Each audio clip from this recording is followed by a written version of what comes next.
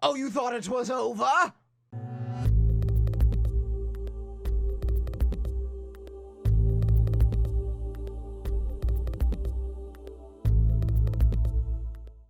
Sup, peeps? It's Perkling, and today we are back with Storytime Saturday. I didn't think I was going to be coming back to this game, to be completely honest. I did not think that we were going to be coming back into this Lucid9 series. But shouts out to David A in the comments who said he wanted to see some more. He wanted to see the good ending. And by God damn it, that's exactly what we're going to do. So guys, in loving memory. Not memory. In love for David A, we're gonna go ahead and we're gonna be playing back through Storytime Saturday, Lucid9. We're gonna be playing through to get the good ending. Now, realize that one thing is very important in this entire thing, that we are, even though we're gonna be playing, of course we're gonna be playing from our save points, and the big thing is that we're looking to find that good ending. That is it. So whether it's the first retry, or whether it's the 22nd, or whether I have to look it up, we're getting that good ending before this episode is over. I don't give a shit. But also realize I'm cutting through this shit because we don't need to see all the stuff that's exactly the same. So with all that being in mind, guys, let's jump right into this. So last time we got Rui to come to the school with Mr. Ryota, as well as we got Rui to come to the school with Mr. Ryota, as well as we got her untied. And she's sitting in the corner, and we chose to attack the girl and the boy instead of attacking Rui this time. But we stalled. So what we're going to do is we're going to stall. And we stalled, and then we stalled to the last option, which was we stalled one more time, and then it attacked Mr. Ryota. So this time, we're going to try to get the upper hand, and instead of stalling 4 times, we're going to just stall him 3, I believe is the correct one. So that's what we're going to do. So, Pipes, don't you think that's dated? I know. Just because something is old-fashioned doesn't mean it's bad. Stall one more time. I don't see what you mean. So you do. Never been a big fan of change, have you? And then we're going to attack Ryota. I can't let things continue on. I need to act now. I pull the pipe over my shoulder with a great deliberation as I prepare myself to strike the girl again. A moment passes. Then I fling the pipe around me, straight over my head and right towards Mr. Ryota. Surprisingly, he's caught off guard by the force crash of his shoulder. Grunts in pain, but nothing that could give me an advantage. Fear spikes through me, but I refuse to freeze. I continue my assault, swinging my pipe relentlessly in desperation. High, low, middle, anything. But the shock of the initial assault wore off and reloaded as an iron wall. It seems like we're probably going to get the exact same thing that we got earlier. Yep, we ended up exactly in the same spot. So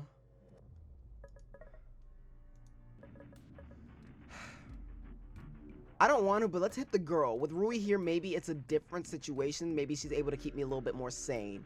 So let's hit the girl this time. In a situation like this, it seems like the only option is to go with the flow. I automatically step forward, knuckles turning white as I raise the pipe. Shigure said she would bring the police. Shigure needs me to buy time. Buying time means abiding by the game. Drawing it out, paying without mercy. Also, my phone is still on. Sorry, my phone is still on. My Discord is popping off right now, so if you guys haven't named the Discord, you should be. Shameless self-plug. Biding time means abiding by the game. Drawing it out, paying without mercy. Conscious damage. Yama. Please, close your eyes. The voice that comes from my mouth is cold and blank, nothing like my own. I keep my eyes open as I swing the pipe down, knowing I'd only endanger the girl further if I closed them.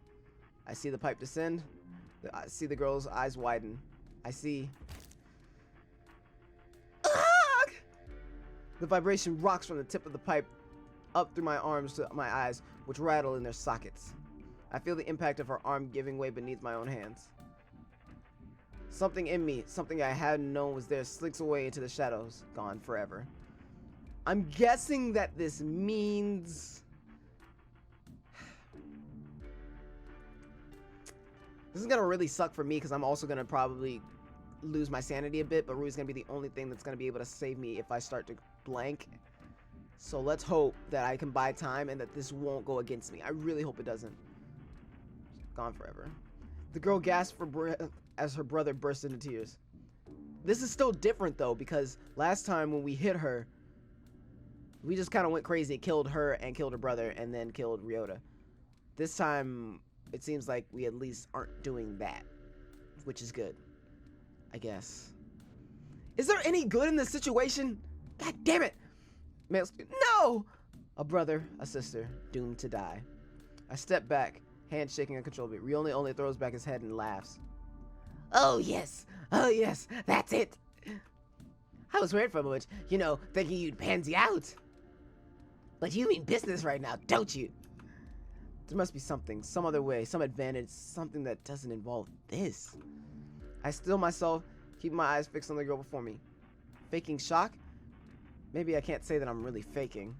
Meanwhile, I let my mind cast about the room, mentally recalling every sensory memory that it shelved away as I entered the classroom, searching for some miraculous solution. The door sprung open beneath my touch as I stepped into the classroom, my figure enveloped in the nighttime gloom. Ryoma stormed behind me, letting every footstep vibrate through the floor of the doorframe into the foundations of the building. He was enjoying himself, maybe a little too much. He was waiting for this moment.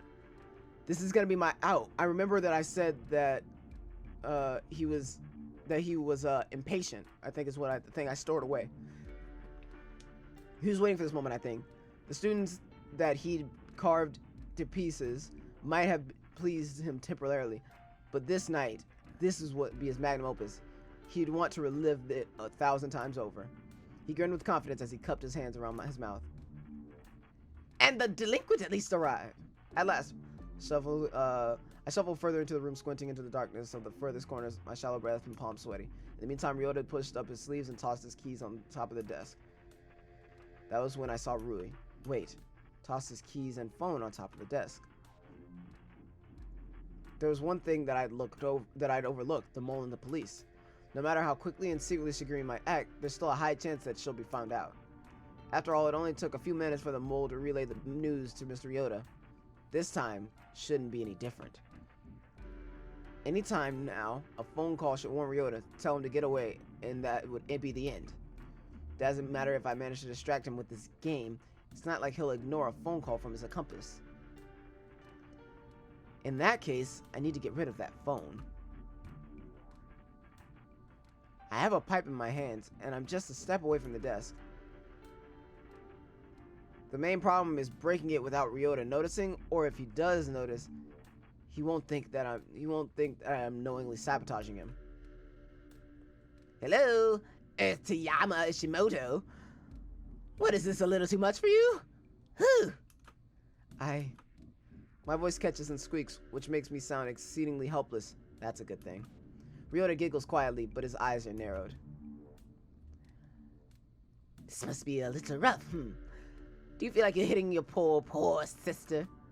I wouldn't worry. She's already dead. You know that. I grip the pipe tighter, my knuckles whitening with pressure. The rough edges of the metal start to cut into the palm of my head. I welcome the anger, the panic, the helplessness that's swirling through my blood, gathering it into a tangling ball of black emotion. Must be sour for you, kid. No? Would you rather hit the little boy? Shut up. Yama, please don't listen to him. Come to think of it, maybe you'd have some fun if you hit the boy. You'd finally get an outlet for that self-hatred. Yama, he's trying to get you. You can fight it. Oh no. Shut up, you bitch! With frightening speed, he bounces across the classroom and seizes Rui by the hair, yanking backward until her neck is at an unnatural angle. You know, I liked you at first, but now you're just a little yapping dog. I should slit your throat right now. Feed your esophagus to the brat over there. He gestures to the boy who's fastened to the chair. Rui makes an instinctive whimper deep in her throat. Do we have an understanding? Yes. Do we have an understanding, you blathering whore? Bro, you gonna calm the fuck down talking to Rui like that. I'm just saying, you about to catch this pipe upside your skull, mother sucker. Yes. Something locks in my brain, and all my emotions drain away until I feel like an empty automaton. You shouldn't have touched her. My vision blurs with rage as I raise the pipe with both hands, my arms shaking. Cold. Everything feels so cold. The edges of my lips pull into an unbuttoned smile as a fleeting vision passes before my eyes. Ryota's body, battered, broken at my feet, waiting for me to make an imprint. I seize the vision, even as a deeper part of my mind swirls away in horror. I let it control me. You shouldn't have touched Rui Hayata. I slam the pipe down with as much force as possible. The metal pulses against the floor with an ear-splitting crack. Splinters of something white and shiny shoot away from the point of impact like spray bullets. The boy and girl shrink back in their chairs, staring at me with wide eyes. It's irrelevant. Get away from her! I let my voice increase in volume. I let it shake. I let it steed with madness and fury. Ryota steps back inadvertently, not out of fear, but out of surprise. He almost seems pleased with my transformation. I lunge forward, my voice exploring shrilly out of my throat. Get away from her! Get away from me or get away from her or I'll kill you! I start swinging the pipe madly, like an unbalanced marionette on a string, letting the end swivel into the desk, chairs, walls, anything. I rush at Ryota, but he nimbly weaves between the desk and tightens the grip on his own pipe. My pipe passes within an inch of Rui's face as I whirl around, bolting in Ryota's direction, towards the desk. I vaguely register a look of horror from Rui, but I look away in my mind like a gnat. Like a gnat. I lunge at Ryota with a full force blow, swinging down, letting out a vicious scream. And just as I was hoping, Ryota is startled by my sudden burst of energy and instinctively dodges to the side instead of blocking my blow. My pipe slices downward and splits the polished surface of the teacher's desk, sending shards of wood flying. The impact rattles my arms into my skull, but most importantly, I've hit Ryota's phone dead center. It shatters into a new pile of rubble, the resulting crackle masked by destruction. I don't take a pause. I can't celebrate the small victory. Instead, I let my anger fester and take hold of my pipe in my hands. I'll kill you right here, Ryota!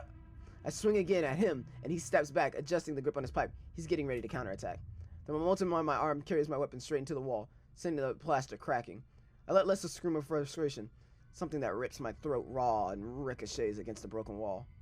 Something that rips my throat raw and ricochets against the broken wall. From the corner of my periphery, I can register Rui clasping her hands. Yama, please stop. Is that the best you've got, kid? You still haven't landed a single hit on this old man. I don't let myself think. I just swing the pipe blindingly at his head, knowing that it won't hit.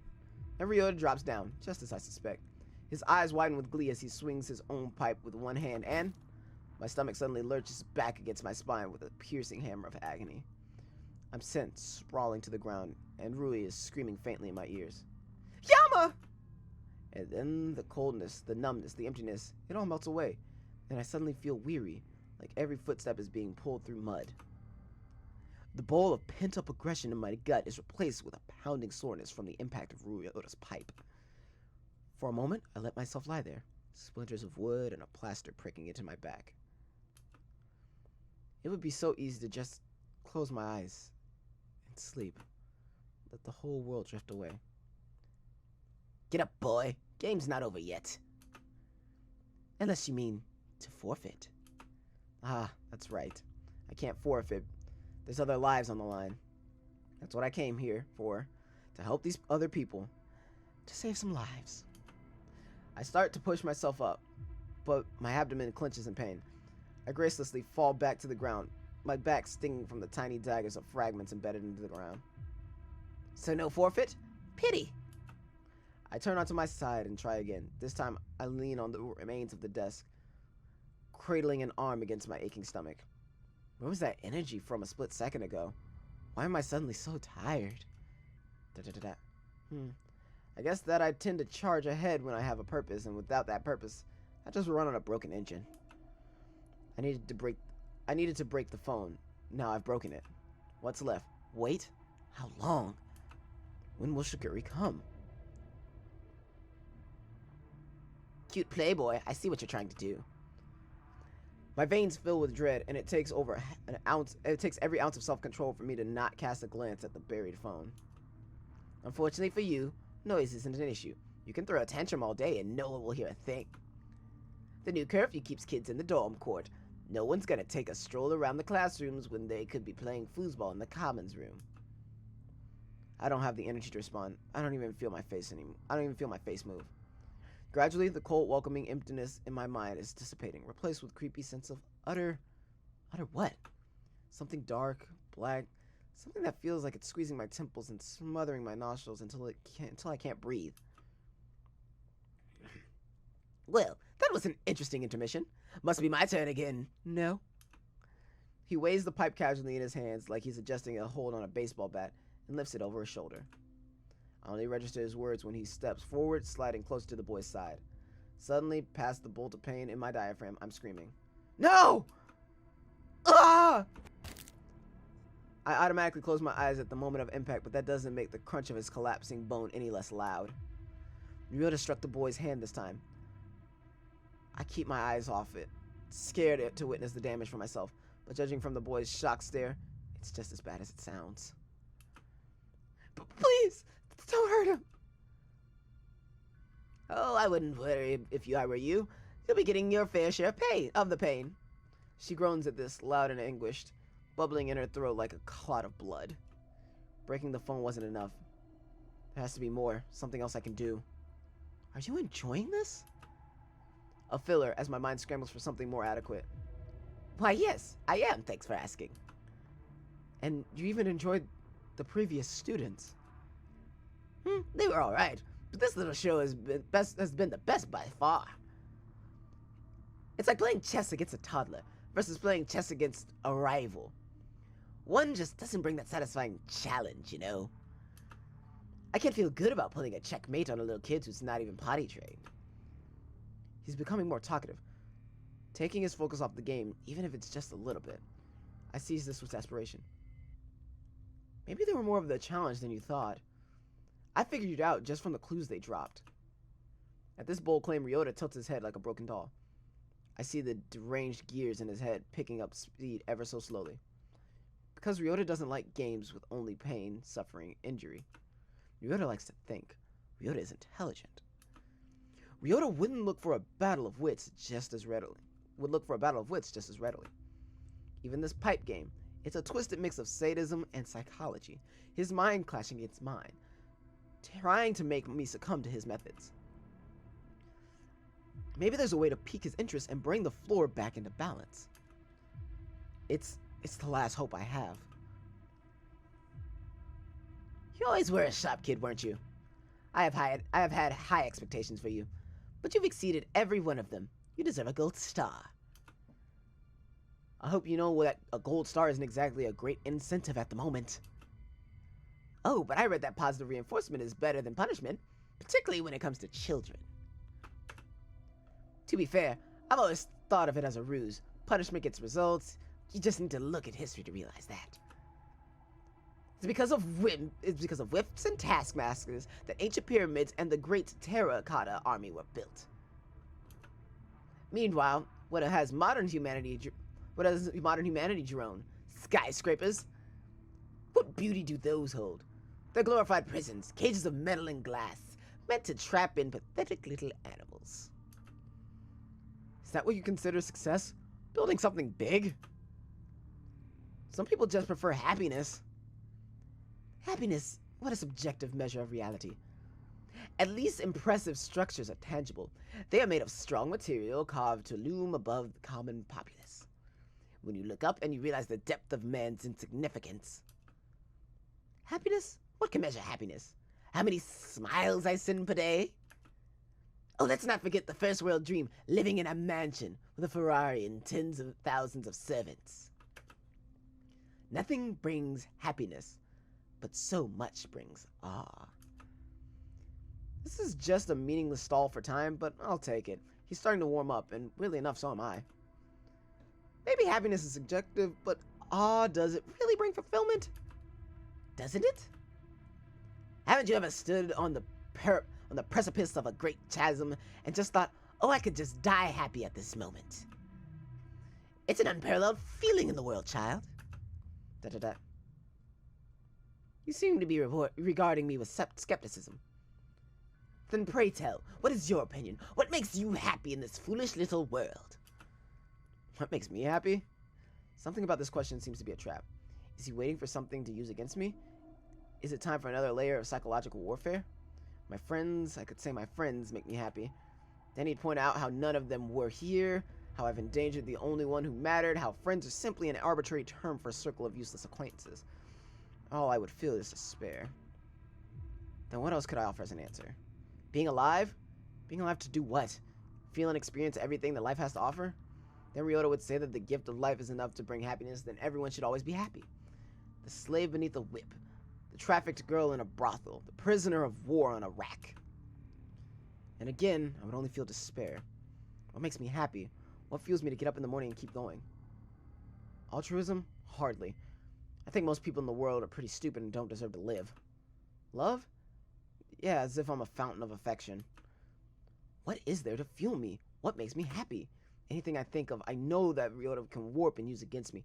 He'll try to break me with my own words. Oh, have I been caught? A shame we meet under such circumstances, child. Your mental faculties are truly impressive. Do you understand the theme of my lecture? I can't say I do. Will there be a study guide? You're already in the test, boy. I'm afraid it's too late. Simply put, he who has the most drive has the most strength, and he who has the most strength has the most power. Look at you. You can't even tell me what makes you happy, whereas I gave a confident answer. Why do you suppose that you are so powerless, here I stand invincible? He even took my lack of an answer and used it against me. Huh. I tried to sell myself that it was the right decision. Are you saying that you won? I'm just reporting the facts. But even if I'm weaker, I can still beat you. I already beat you. Nobody was supposed to know that you were responsible for the killings. The recent ones, or the independent ones. Ryota stops in his tracks, his eyes glistening. Well, whatever the independents killing were, it looks like he really was the person behind them. It's a breather that I desperately seize. I try to cover from my fatigue and fling a challenging look in his direction. You've been busier than I thought. Doesn't seem to be too hard. People don't tend to expect much of me. But you've even made friends in high places. High places? This throws me for a loop. What does he mean by high places? I got that information from Natsuki, and she lives in the shabby apartment in District 6. No, I can't be distracted. I have to keep the conversation flowing, make him lose track of time. Just how many people have you killed? The Aztecs had this remarkable belief system. Would you like to hear it? I just asked a question. In order to appease the gods to keep the universe running smoothly, they were to offer constant human sacrifices. Priests would rip out the hearts of prisoners of war while they were yet alive. Oh god, I need water really quickly. His voice kills me.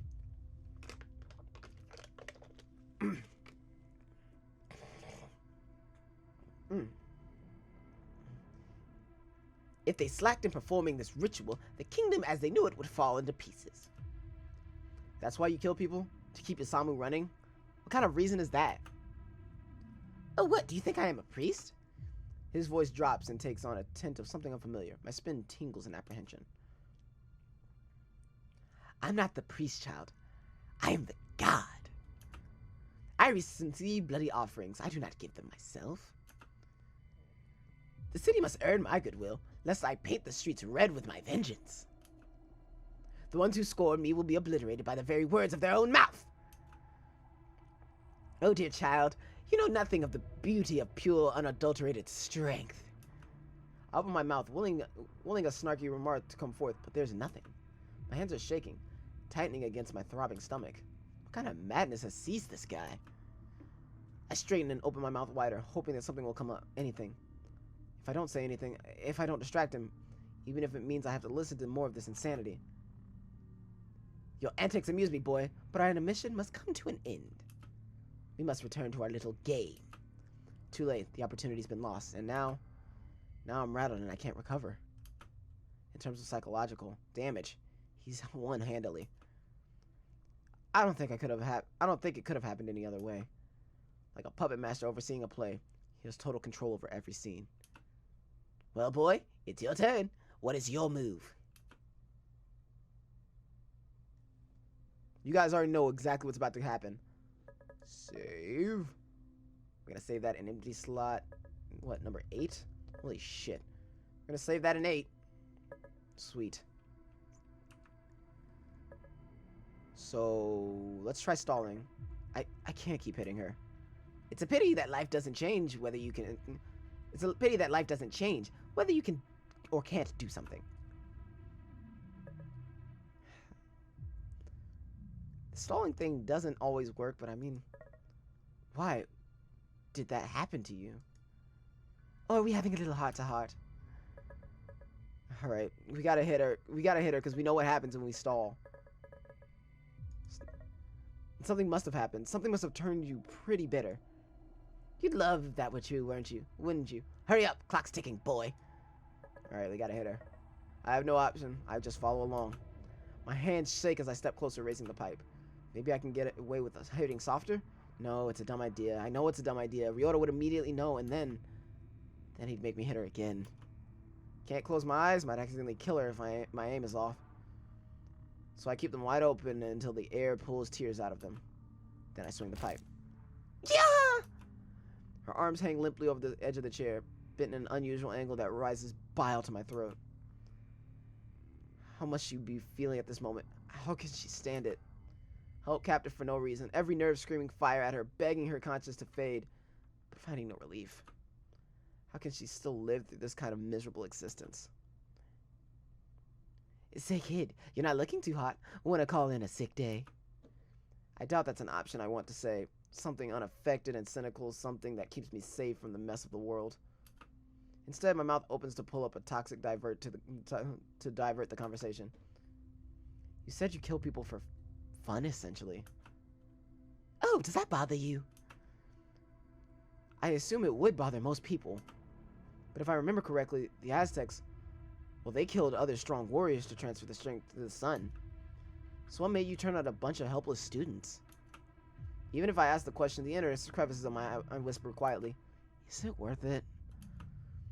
Isn't this just prolonging an agonizing demise? But what other option is there?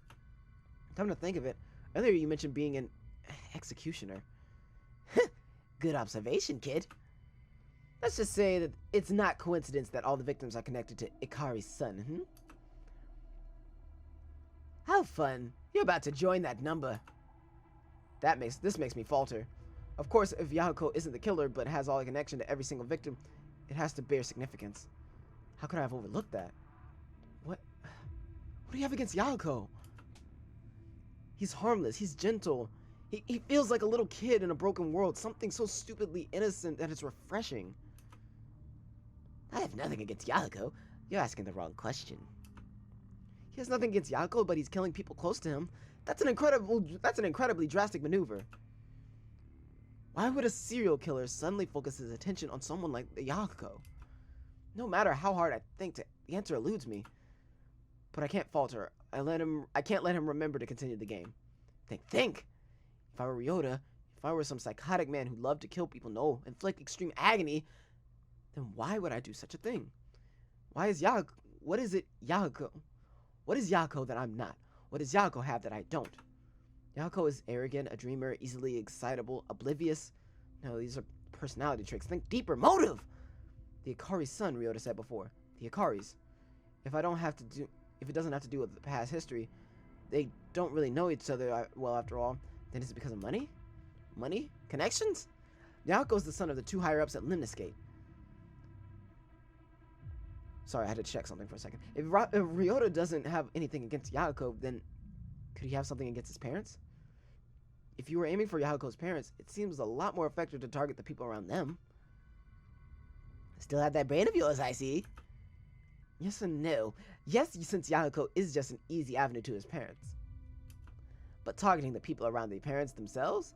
Instant suspicion. Not to mention artless and cliche. I thought you'd be smarter than that. A little thought bothers me. Why is he so open with his information? No, I don't have time to consider this right now. I have to just accept it. Think more. I am Ryota. Even now, I want to see blood, to hear screams, to... No, something's clashing. Students are the challenge. They're too easy for me, the wretched pests. Their deaths are simple and insignificant. They will be remembered for what? A day? 2? Perhaps 5 years by their families? But eventually, they will fade into inconsequential nothingness, because they are young and meaningless. Another tally in a long list of missing persons. Whereas if I could get my hands on a politician or a world leader, even a company executive, mourning for weeks, months, years, remembrance in history books. The man who killed the king, or the president, or the emperor. I shall make my mark on society forever, a beautiful thread filling up the space in an intricate tapestry. But instead I've decided to kill students, to capture insignificant little rodents just to put pressure on the Akari family. What? A joke? Why am I even doing this? The Akari family is threatening me? No, certainly my judgment wouldn't be more swift. I would care nothing about my own death as long as I have them suffer first. Were they threatening me? I would see them in their rooms and the next night with a knife in my hand and have a grin on my face. Capital punishment would be insignificant. I would face the chopping block gladly in that case. Money? Perhaps someone is commissioning me with money incentives? As if. I am paid in blood. Currency is of little value to my psyche. If I really needed the pocket change, a few black market inquiries would do.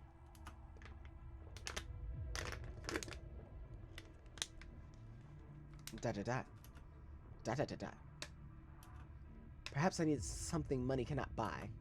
Something that only a certain commissioner has. And the only way to get it is to pressure the Akaris, even if it means killing rabbits. To do that, I started with someone only slightly related to Yahuko. Midori Mino. They would not even notice. Yahuko may mourn the compassionate imbecile, but to the Akaris, it's just an insignificant disappearance. Then Toma Hayashi, who interacted with their son on the greater level in an orientation group that Yahuko led. They may raise some eyebrows and call for suspicion, but nothing that the Akaris can prove. Next is Akane Tsugune, girlfriend of Shoji, who is close to Yahuko due to the Happy Club. Shoji himself followed thereafter. A spiral of people with Yahuko Akari at its center. The poor soul would not understand what's going on, but surely his parents would. And in return, I will receive something of enormous value, something that money cannot buy, even if it means that I must sacrifice a portion of my dignity.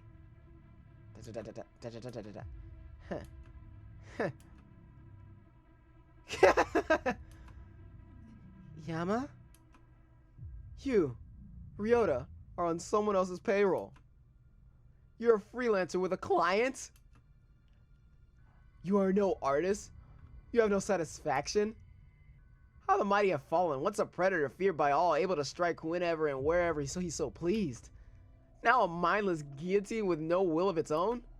How great is your greed that you'd betray the love of art for this? But oh, you fool, you've conquered dogs and rats. Silence. His voice teems of ice, and I feel his psyche writing in humiliation. It's just so thrilling. When they screamed, how easy it must have been to forget. Just as a man can distract himself with symphonies, so can he distract himself with agony. But when you lay your head on your pillow, you must have realized the bitterness of your own insignificance. Rabbits, pawns, you are pest control. Do not test me, boy.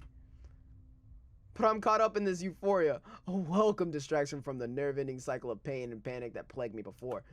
Selling your soul for a delusion, a pittance. Do you never wish to go back to happier times? A time where you were a shadow with a name? The independent killings. Nothing is more fearsome than the unknown. The people who knew about them? Were they terrified? Did they huddle in their beds every night, unable to sleep, thinking they could be next? Did it stroke your ego, knowing that the one who had held their fate in his hands was you? Or were those killings also a discretion of your employer? Were they further connections that the police simply could not deduce? Was that also a primeval commission? Ryota grits his teeth and digs his fingers into the nearest desk, but doesn't say a word. Then I'm right. I'm right about everything. Here you are, the fearsome Subarus, yet you are bound to a pathetic little leash. Oh, I'm talking big shit right now. I'm talking big shit. Caught up in corporate politics at that. Where there's nothing but bigwigs bickering like toddlers. What exactly do you need so badly? I can't imagine that you'd be craving love or friendship. Give me a quick reminder, what else can money not buy? Da, da, da, da, da, da. Respect, naturally good looks, peace of mind, or say, an honest politician. Motives. Ryota. Motives are interesting, aren't they? Everybody likes to think that their motive is special and unique, but in the end, they're all the same. Money, love, power. Which of those applies to you? Or do you still think that you're all that special? That you're something more than an empty little puppet dancing from the strings of someone's fingers? What a sick existence. What an agonizing, wonderfully meaningless exist. Yama, stop it! This is not winning. Rui's voice shocks me out of character, like a fish suddenly pulled out of water. I stand idly for a moment, my mind blank. Not winning, of course. I wanted to win over Ryota. I wanted it so badly that I even became Ryota and even let myself stay as him, even though I despise him more than I've despised anyone. But even that isn't winning. That's just losing. But because to become Ryota would just be to win the battle and lose the war. I'm already inflicting injury on innocent students with a metal pipe just like Ryota would. If I lose my own mind. Cute display, kid. Real cute. He's smiling assuredly, already recovered. His voice is calm, but I catch a note of tension that wasn't there before. I get the impression that I made a terrible mistake. And if I had proceeded, well, he would have snapped. What would happen if he snapped? Will we all look like these two students bound to chairs, broken, helpless, pleading for death? I shouldn't have tried. But what else should I have done? Just go along with the status quo? Would that have resulted in anything different? Know what's interesting? You're still missing something, aren't you? You think you've read the whole book. You think you know how it ends. You think that you know the whole pattern. But you're still blind. You're seeing out of one eye, boy, but not the other. Missing part of the pattern. I don't understand. Think harder, boy. So the sequence of deaths has to do with Yako. So what? So what? The broken gear in the back of my mind slowly begins to turn forward. Right, all the deaths revolve around Yako. Specifically, over time, those deaths have gotten closer and closer to their epicenter. Almost like a whirlpool soaking in its surroundings. Closer to Yako. Within the school, the closest people to Yako, are me, Rui, and Masato. The inseparable gang that hangs out together day in, day out, flailing through life like with a bunch of rambunctious high school shenanigans. Of course. That's why he picked up the phone. That's why he'd instantly picked up the phone. That's why he'd been prepared for my call. That's why he kidnapped Rui. Because we were already the next ones on his list. No. Oh, that was quick. Congratulations. To be honest, boy, the Kurogane boy should be here too. But, guess what? He goes to bed too early. Out like a light. Doesn't answer his phone. I haven't prepared my whole excuse and everything. I suddenly feel so very tired. Weighed down. My intellect is fraying. I can't feel my sanity bleeding. I can feel the sanity bleeding out of my body. Just let it end. It was all planned from the very beginning. I can't keep holding out. I can't prolong this misery. I tried to one-up Ryota, and I only ended up worse state than before. If that trend continues, my eyes drift aimlessly around to the ground, the pipe swaying limply between my fingers. Blood dripping quietly from the chairs, a small amount, terrifyingly small amount, given how much damage we inflicted. How much eternal bleeding must there be? How much pain? Now I know Ryota's motives in history, so what? I'm still an accomplice in a manslaughter, bit by bit wiping out the opportunities in this girl's life. The dream of playing on a sports team. The dream of being a pianist. The dream of marrying a normal guy and having normal kids. Shameless and brutally striking those dreams from existence with no method of recovery. She's someone who actually has opportunities in life, and they're being taken away from her by someone else. Ah, the justice of the world.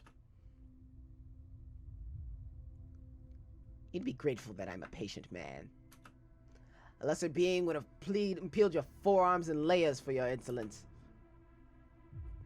The mental image pulses in front of my eyelids, and I stumble backward, nausea surging to my throat. That's right. I'm just a kid trying to fight a seasoned serial killer. What was I thinking? I used my hands and pushed against the desk, shakily trying to prop myself on my feet. I collapsed bonelessly to the ground, legs like gelatin. I can't continue this way. Not much longer. I see the blood on the edge of the pipe in my hands. Blood that's not there. Blood that I know isn't there. But blood that still weeps down the metal and coats my hands.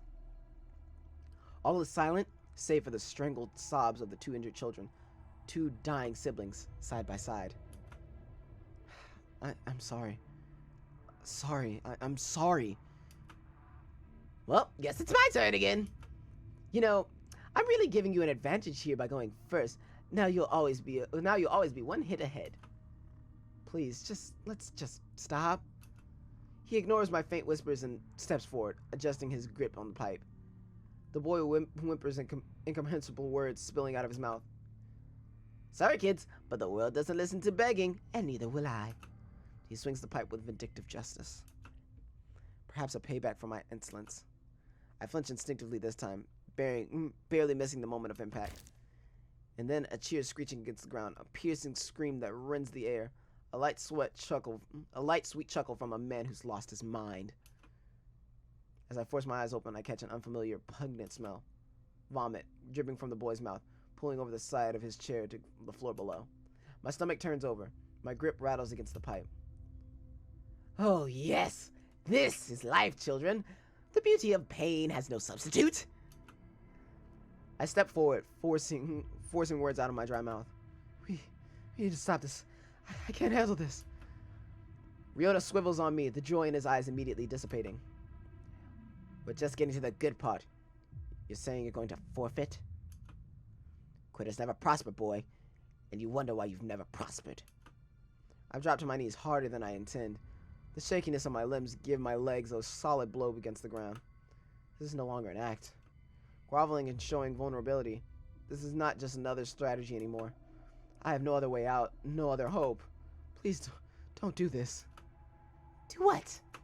I can't find words, so I only sweep my hand around the room. Oh, all of this?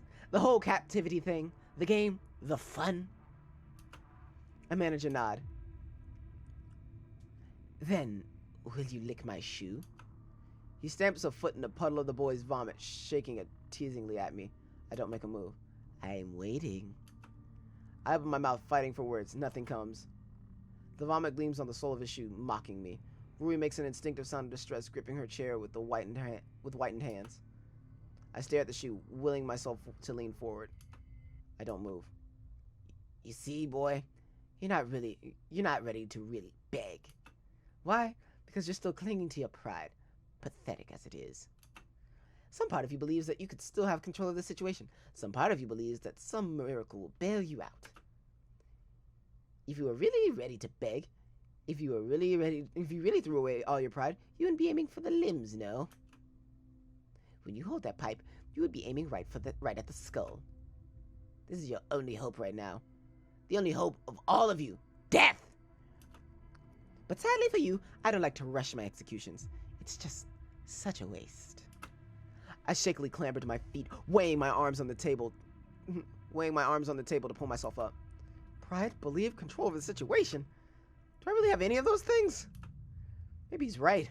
Maybe if I really was hopeless, I would have already crushed 2 skulls and resigned myself to a long, excruciating death. But here I stand with a pipe ready to hit again. Why? So, now that your little dramatic stint has ended, I believe it's time for your turn. He tilts his knife against the moonlight in Rui's direction, sending a fresh reminder of the stakes. We're in too deep, fam. I'm saving every chance I get. We're at 9. 9 saves. That's fucking ridiculous. Can I stall? So you don't like to rush? I know your little tricks, boy, and I'm not in the mood to entertain them. Hit the girl. Fuck me, dude. This is brutal. This is brutal. Oh, God. I grip the pipe, arm shaking as it raises over my shoulder. But aren't you stuck here forever? The fight isn't getting too tiring? Aren't you exhausted? You're not strong enough to face this.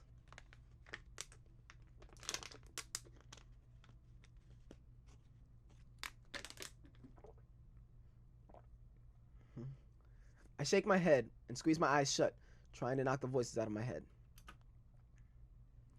We can't do this, Yama. This is wrong. We can't. I swing the pipe. Ugh! No. The pipe drops out of my shaking fingers. I lean heavy against the nearest desk and my knees are too weak to support my weight. I can't do this. Oh, sure you can. You're doing great. Ryota lifts the pipe over the boy, whose face is coated in a mixture of sweat and tears, slicking his hair against his forehead. The boy's eyes slide to mine, begging silently, hating the day he was born. Ryota sends an icy smirk with a sheen of madness, reminding me of my earlier behavior. Payback, he seems to be saying, but I do nothing. Ah! The note is raw, this time raw from an overused throat that's been screaming far more than it should.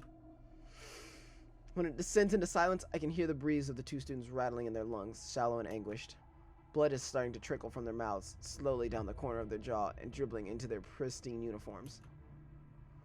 Death would be a far better option. How much time has passed? It feels like days stretched out and pushed against each other. Practically, I know it can't be more than a few hours, but the sun hasn't started rising yet. But holding out for this long only seems to be delaying the inevitable, and in the meantime harming innocents along the way. Why did it have to be you? Who? Be specific, boy. I wished it wasn't you. Shape up and tell me more. Ambiguity helps no one. You shouldn't have been the killer, Ryota. He was supposed to help me. He was supposed to get me through schools, through drama, through life. Not this, never this.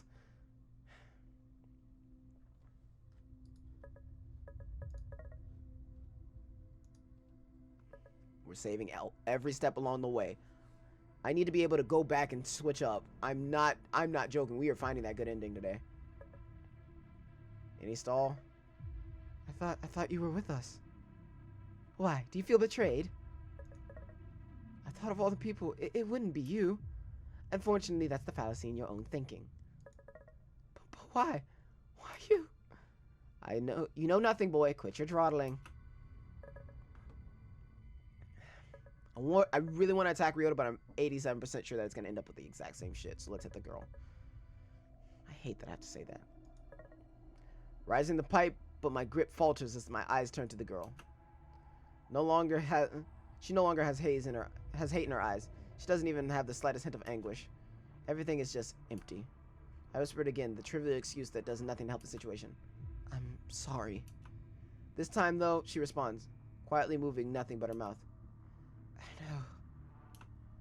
And I swing the pipe. The blow rebounds against my arms as the bone of her leg fractured beneath the hard metal.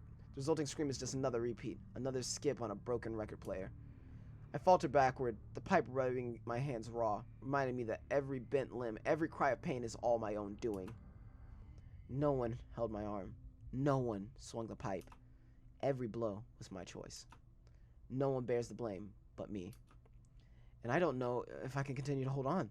There's no sign of sirens in the distance, no janitor making his rounds, not even the student in sight. Just 4 teenagers and a serial killer with a knife. That and one pipe. One solid pipe in my hands. I could say that I don't know what to do. I could say that I'm helpless. But it would be far too accurate to say that I know exactly what to do, and I'm just too scared to do it. What? No begging this time? Why, I'm almost disappointed. He strikes the boy again, a brutal blow that crushes his fingers. The boy retches as he screeches, choking on his own vomit, the wet, crumpled cough that results in far more pain to hear than any scream. The sound of a human who is slowly dying. Stop it. Stop, please. Somehow. I step to the side of the girl, gripping the pipe so tightly that its rough patches begin to dig into my palms. I've gathered enough time. I've tried my best. The police aren't coming. The situation where there should have been a way out, any way out, there is none. The only relief I could bring is by murdering as many of the students as I can. Murder. I've heard so many times that taking a life changes you. That once you get blood in your hands, you stop being human.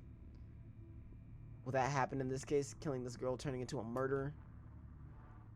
I don't care anymore. I just want this all to end. I need it all to end. I can't take this anymore. Kill the girl or attack Ryota? We're attacking Ryota. I'm saving at 11, but we're attacking Ryota. I don't want to kill this girl. I can't just let things continue on. I need to act now. I pull the pipe over my shoulder with great deliberation as I'm preparing myself to strike the girl again. A moment passes. I fling the pipe around me, straight over the girl's head and right towards Ryota. Surprisingly, he's caught off guard. Driving it into his shoulder, he grunts with pain, but I feel no bones give way. Nothing that can give me an advantage. High, low, middle, anything. Fuck, it looks like I've fucked up again. Ryota doesn't sidestep. He doesn't duck. He only broadens his stance and holds the pipe with both ends, driving it upward to meet my blow. Then impact shatters into my arms, feel numb. I yell in pain to the pipe on instinct. He immediately sees the moment, bringing it right down my leg. Ah! Pain, nothing but pain in the sheep mind, washing out everything. Ryota's voice bleeds quietly through the agony, low and mocking. Now, child, that's not how you treat your elders. You really have to have better manners, but suddenly I catch a blur. He doesn't let up. She swings straight into turns the direction, uncanny precision.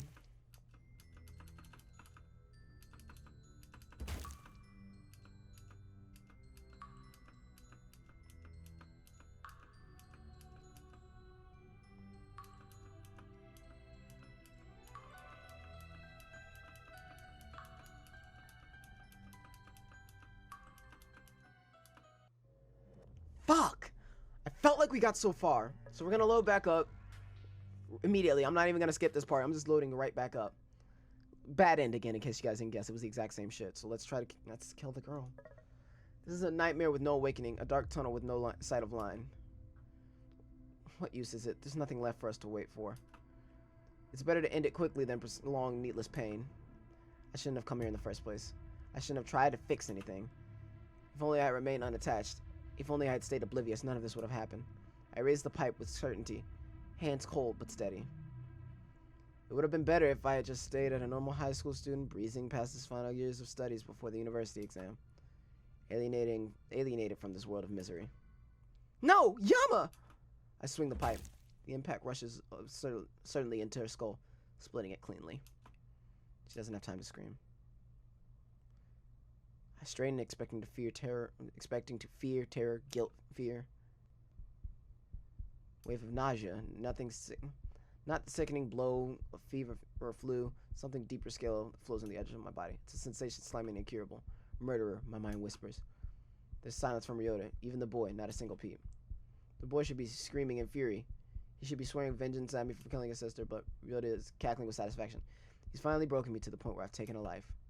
The two of them only stare at me silently as if frozen in. I drop the pipe, but it lands soundlessly, like the wound of a velvet what is this? It seems like I might have fucked up somewhere. Immediately drawing my attention. Who's there? Nothing, of course. It's out of my control. I can do nothing. Death after death, and the cycle of suffering. Living in a world that delights in breaking innocent souls. Better just give up and die. If I could fall to the ground at that moment, I would. Self-right. That'd be certainly ideal. Or do I need to live? To lie down without a fight and to set my revenge on the world. To make society resent the people who raised such a monster. A tantalizing thought. It's out of my control, and now in my control. And so I wake. Time has resumed. No, it never stopped at all.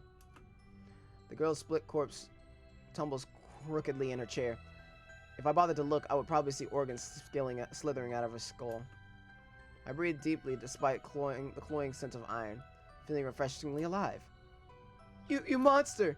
Despite his numerous injuries, the boy writhes against his chair, screaming in toxic conjunction of fury and pain. A truly tragic scenario. And he is obnoxious and hardly influential. It would be better to dispose of him without hesitation. Yama? What are you? I reach down and grab the pipe, crushing against his forehead with all the force I can muster. Instant silence. I sigh, quietly flickering fragments of bone and blood off the pipe, feeling for the first time in total control of the situation. So this is true strength. How I envy it. What? I turn my gaze to the man standing by the shattered teacher's desk. His face is utterly still, masked with years of long practice, but I can sense with his wings of terror beating beneath his breast. It's probably been a long time since a man like him has felt fear, almost an entirely new sensation. I smile absently, a tingle of pride buried beneath my hollowness. This man with a haggard face, beaten brow, shredded pupils, accustomed to the chaos of the highest order, fears me. Who are you? Why do you ask? I see a man's calculations crumbling in his eyes. Clearly, this is a situation he is not expected. You're not Yama. Nonsense. There's no one else who I could possibly be. He's simply limited by his preconceived notions, the fool. I advance towards him, raising my well-worn pipe. Let him burn. Let this whole world burn. Deserves nothing less. Wait! Throws up his hand, trembling with adrenaline, looking for a way to escape. So far, this is all the same, but I'm still reading it. I don't know why. I feel like it might change at some point, and Rui was different, so, I mean, I might as well see where Rui jumps in. He's such a brave man, and yet so cowardly. I'm waiting. You want something different, don't you? I stretch my sore muscles idly, paying little heed to the knife clenched tightly in the man's hand. An intelligent fellow. He's had all this time, but even though he's drawn it, he knows better than to use it on me. What could you possibly mean? The man is still for a moment, his eyes flickering down to my open rib cage. But the knife stays at its side. Instead, he raises his unarmed hand, pointing across the room toward it. Rui Hayata, still frozen in the opposite corner of the room. I know that look in your eyes. You're not so different, you and I. Oh. It seems like a perfectly acceptable chuckle, but not even a smile crosses my lips. Intriguing. You want bloodshed. I can help you in that. You will gain very little from killing me as opposed to letting me help you. I tilt my head, humming quietly. A sensible offer, but I suddenly flash forward, holding the pipe with both hands. Yoda reflexively swings his knife, but his actions move like mud to my eyes. I easily catch his blade against my pipe and drive the leverage to rotate into his own chest. The knife sinks softly into his flesh. He stares at me, agape. Could not have been more wrong about what I want, unfortunately for you. You! I jolt my grip, thrusting the knife deeper in. He grasps for breath, a gurgling sign, no doubt the result of blood flushing through his lungs. I release my hold, knowing the wound would be fatal, and step away. After a moment of deliberation, I pick up Ryota's pipe. A nice moment of irony. My path turns to Rui, who is still huddled in the corner, utterly silent, probably in shock. I step towards her, Ryota's pipe dragging onto the ground behind my footsteps. I come to halt before her desk. She looks up at me, eyes bright with unshed tears. What am I seeing? I vaguely wonder. A shadow of a boy who was once her childhood friend? A vengeful phantom of the past? Hello, Rui. My voice is plain and flat. Her eyes flicker to the pipe I hold. Hello, Yama. I see you're not attempting to escape. It would, of course, be useless for her to try, but that is not the deeper question I'm asking. Her lips tremble as they part, but she narrows her eyes, determined. Because I believe in you, Yama, and I always will. She smiles at me, not because she's forcing it, but because she's brilliant and happy and everything pure in this world. I can't restrain myself from lifting a blood-encrusted hand to brush against her cheek, feeling terribly sad. That will be your last mistake. Without hesitation, I raise the pipe and...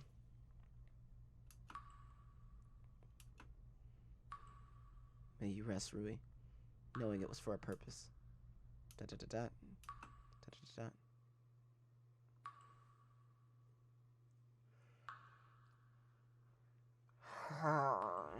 As much as I didn't want to do it, I think I'm going to end up having to do it. I got to look it up. I've been playing for an hour and I didn't get anything that I was hoping for. So I found a guide, thanks to whoever this amazing user is, Rampant Poultry on Steam. Mad love, appreciate that. He made an entire guide that gives you everything in this game. I used it for the Petri dish because I couldn't find it, and I kept it on my phone literally just for this moment in case I needed it, and, well, you're damn right I did. So, I'm going to run through all the options exactly as he says. Just so you guys know, I'm going to read out the instructions, and then I'm just going to do them, because honestly, I don't think that you're going to miss much. I'm going to go through and read through to just find the shit. So, So, we start with the phone conversations, which I'm going to go ahead and get back into because I need to be there anyway.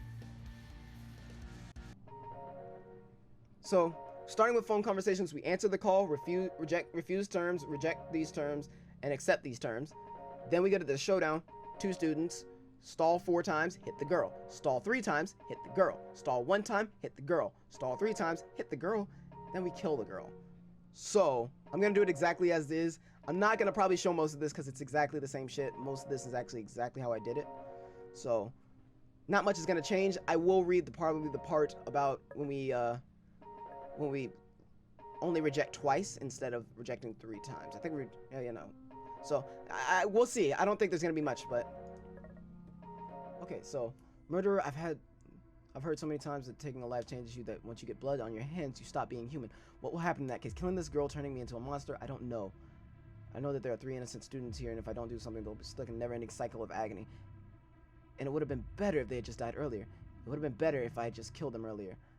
I don't want to do this, but is there any other choice? I just want to be okay. Kill the girl, but I falter. I stand stiffly, the pipe frozen in my hands.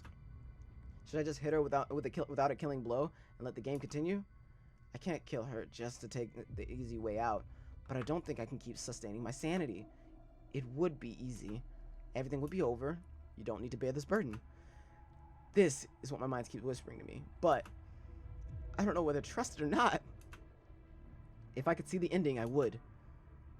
If I somehow ended up getting out of this, then wouldn't she be glad to be alive, even with those injuries? Because at least she has a second chance at life. This pain, this suffering, it'll hurt and it'll scar, but maybe she could find her dream career or marry a wonderful husband. Something that just makes living worthwhile. But if we won't get out of this, if the only thing in store for us is agonizing death against which we're fighting in futility, it would have been better if I just killed her in the very first stroke. How could I make that judgment? How could I possibly predict that burden? Can I really choose to end someone's life with my own hands? I can't see the ending. I don't understand fate. I wish I could know the answer, but there's nothing for me. No one can see the future. If you dawdle any longer, kid, Rui gets the short end of the stick. Or the pipe. However you prefer to say it. No more time, no more chances. I've held out as long as I could. I raised the pipe, aiming directly in line with the girl's head. She smiles tremulously in understanding and closes her eyes. Acceptance, perhaps even gratitude. But somehow, we've landed a situation where a quick death is merciful. What if I had been faster? What if I had been smarter? If I had caught Ryota before today, none of this would have happened. Why did I sit still in one place and allow this to happen? My arms shake as I willed them to descend. I can't hesitate. I need to strike decisively. If I don't, the result will only be unconsciousness and a splitting headache and no clean death. This girl doesn't deserve to wake up again in this nightmare. No one does.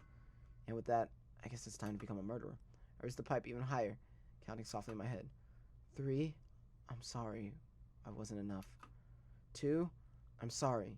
You had to face this. 1.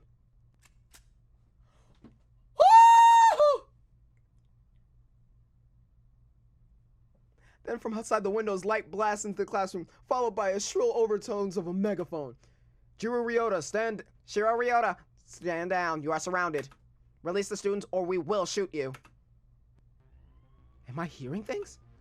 Is my mind so desperate for a reprieve that it's throwing up whatever it can to stop my pipe?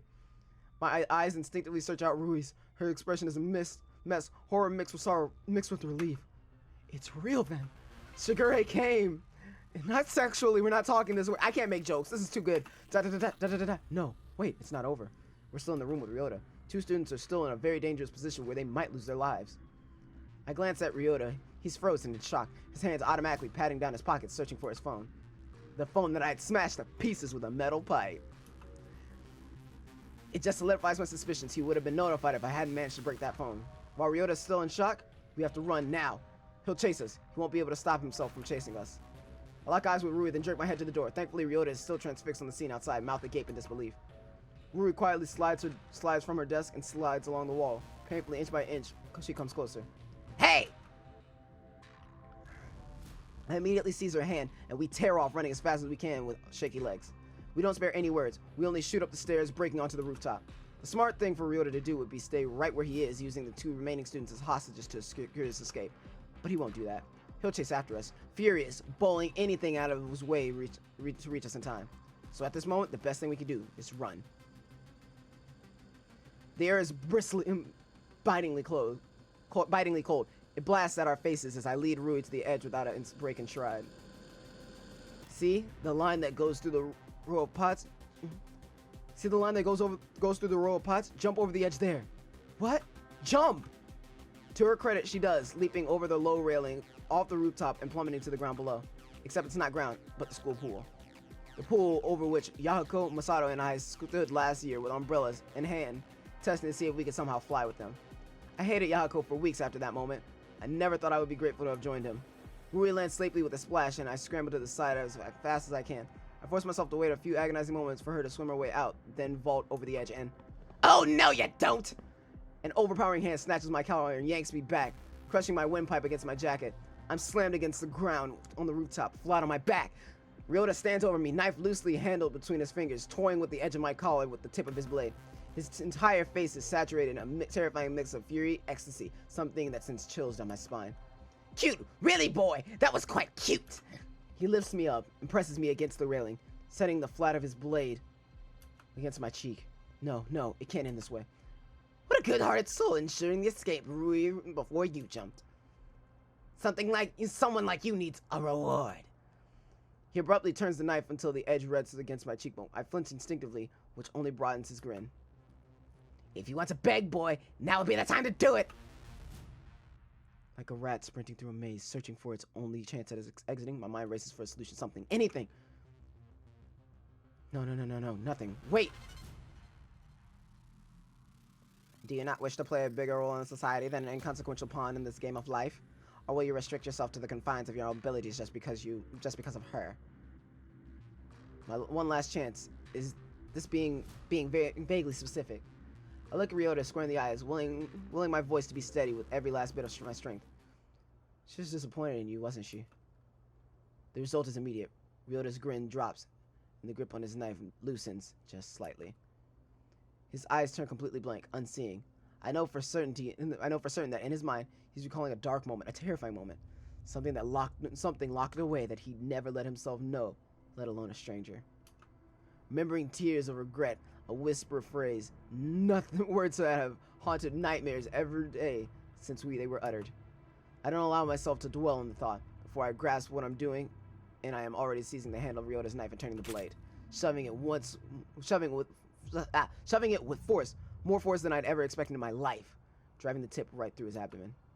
His body jerks like a rag doll, but not a word passes his lips. The only sound I hear is the squelch of tissue and organs against metal. For a moment, there's silence, broken only by distant flares of police sirens. His grip loosens, and his weight falls onto my shoulder, driving my arm painfully against the railing. A ragged whisper drifts to my ear. Such is our lot, Yama Ishimoto. We are a disappointment. Then, with sudden strength, he grips my shoulders and tumbles over the railing, pulling me with him. My stomach lurches at the terrifying grasp of gravity as we plummet to the school pool below, falling from the school roof seized by a serial killer. This is what my existence has been. One struggle for life after another, a constant misstep, wandering into the one direction. Now left with two innocent teenagers, broken and bleeding, their minds are irreparable even if their bodies are not. A man, once intelligent, once admirable, now driven mad, a knife fixed into his stomach. A clean and polished school pool ruined forever by a legacy of violence. And who knows how many lives shattered. The air tears at my face and clothes screaming past my ears. Ryota's blood flies from his wound, coating the front of my jacket. Ah, that's right. I stabbed someone. We crash into the pool with stinging force. Tendrils of blood disperse into the chlorine water like spider silk. Ryota's iron grip on my shoulder loosens at the impact. Bubbles gurgle from his lips, brushing past my face as they pop into the surface. I'm no longer holding the knife, but I still feel some form of weight of its handle between my fingers. This is what I've done. For a moment, I let myself drift into the water. There's no point in swimming up to the surface, really. Wouldn't it be easier to just drift away? Come back up to the world and I'll face a long hospital trip, a court case, catching up on essays about second wave world civilizations and worksheets on deriving trigonomic theorems. Take the exams, go to some university, major something or other, get the white-collar job, marry, have kids, die. All this after trashing another human being's system to a pulp. someone who might not recover physically, someone who will never recover emotionally. Is there even a point? Existential nihilism, the belief that there's nothing, no value, nothing to life. I vaguely remember being terrified of the notion when I'd first heard about it in class. Most people just laughed it off. How stupid, how depressing, life has no purpose. Whoever made that up has issues. But it was too close to me. Living a life of homework, keeping my head down and going through each day wondering where I was and what I was doing. Maybe I've been trying too hard to find meaning where there is none. Maybe I've desperately grasped for straws to find some kind of significance in an inconsequential existence. From a strictly technical point of view, this is not the time to be thinking philosophical thoughts, being at the bottom of a pool, just an arm's reach away from a serial killer, probably with only 30 seconds left before I run out of breath and start drowning. Any sensible person would leave the Socrates session for another day and wait until all basic needs are met first. Guess I'm not as sensible as I thought. Either that, or I can't bring myself to be. You can lead a student to air, but you can't make him breathe. That's how the saying should go. Maybe I should just sleep. I suddenly feel so tired.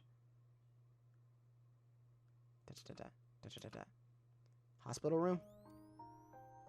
Clear? I think I've been here before. Clear! That's right. This is a familiar road. There's a sign at an intersection, I think. It's rickety and rusted, worn from use. There's no words on it, just two arrows, one pointing forward and one pointing backward. Clear! I just like to stay here. Fork in the road is such a dangerous thing. Left, right, a one-time decision. And if it turns out that you run into an obstacle, then you'll find yourself wishing that you made the other choice. Then, don't you start overthinking everything? Clear! There it is. What if I had taken the other road? What if the other road was worse? What if there was another road and if I'd only looked at her? What if I hadn't taken a roll at all? What if I had gone backwards? Clear! Two roads diverge in a wood, and I took the one less traveled by. And that has made all the difference. A poem written by Robert Frost, originally intended to be a simple teasing joke, a hint of playful satire and indecision.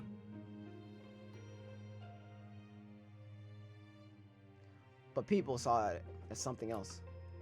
Even though they weren't poets, they started adding their own kinds of verses to the composition. Independence, individualism, science, discovery, curiosity, free will, and human condition. Poor Robert Frost, suddenly he had written an entirely different poem without touching his pen. Two roads diverge in a wood, and I Clear! Medical room. Heavily medicated. Doctor, anytime he's coherent, he thrashes around. We have to sedate him every time. How long? 2 weeks. The record? Here, sir. I assume that when he screams for her, he's referring to the other patient. We think so, sir. But she's still recovering with therapy. We haven't been able to get her in here. What's her progress? She's starting to speak again after the parents came with the photo album. We're also hoping that the daily fresh air will help her walk. And what about her arm? Psychosomatic, like her legs.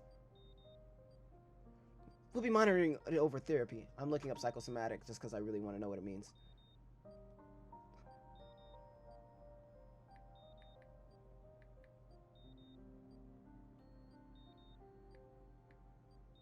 Psychosomatic. Caused or aggravated by a mental factor such as internal conflict or stress. Relating to interaction of mind and body. So when something physical fucks with your psyche, it's a psychosomatic. Nice. Did you know that one, Jess? Calling out a single person in the percolating township. Fuck it. Discord. We'll be monitoring her over therapy. Good. She'll likely be our fastest ticket to his recovery. But it might be a while before Miss Hayata is able to. Hey. Ah, Mr. Ishimoto, are you awake? Can you see me? Really? Mr. Ishimoto, can you tell me? Where's really? Where did you take her? She's supposed to be here.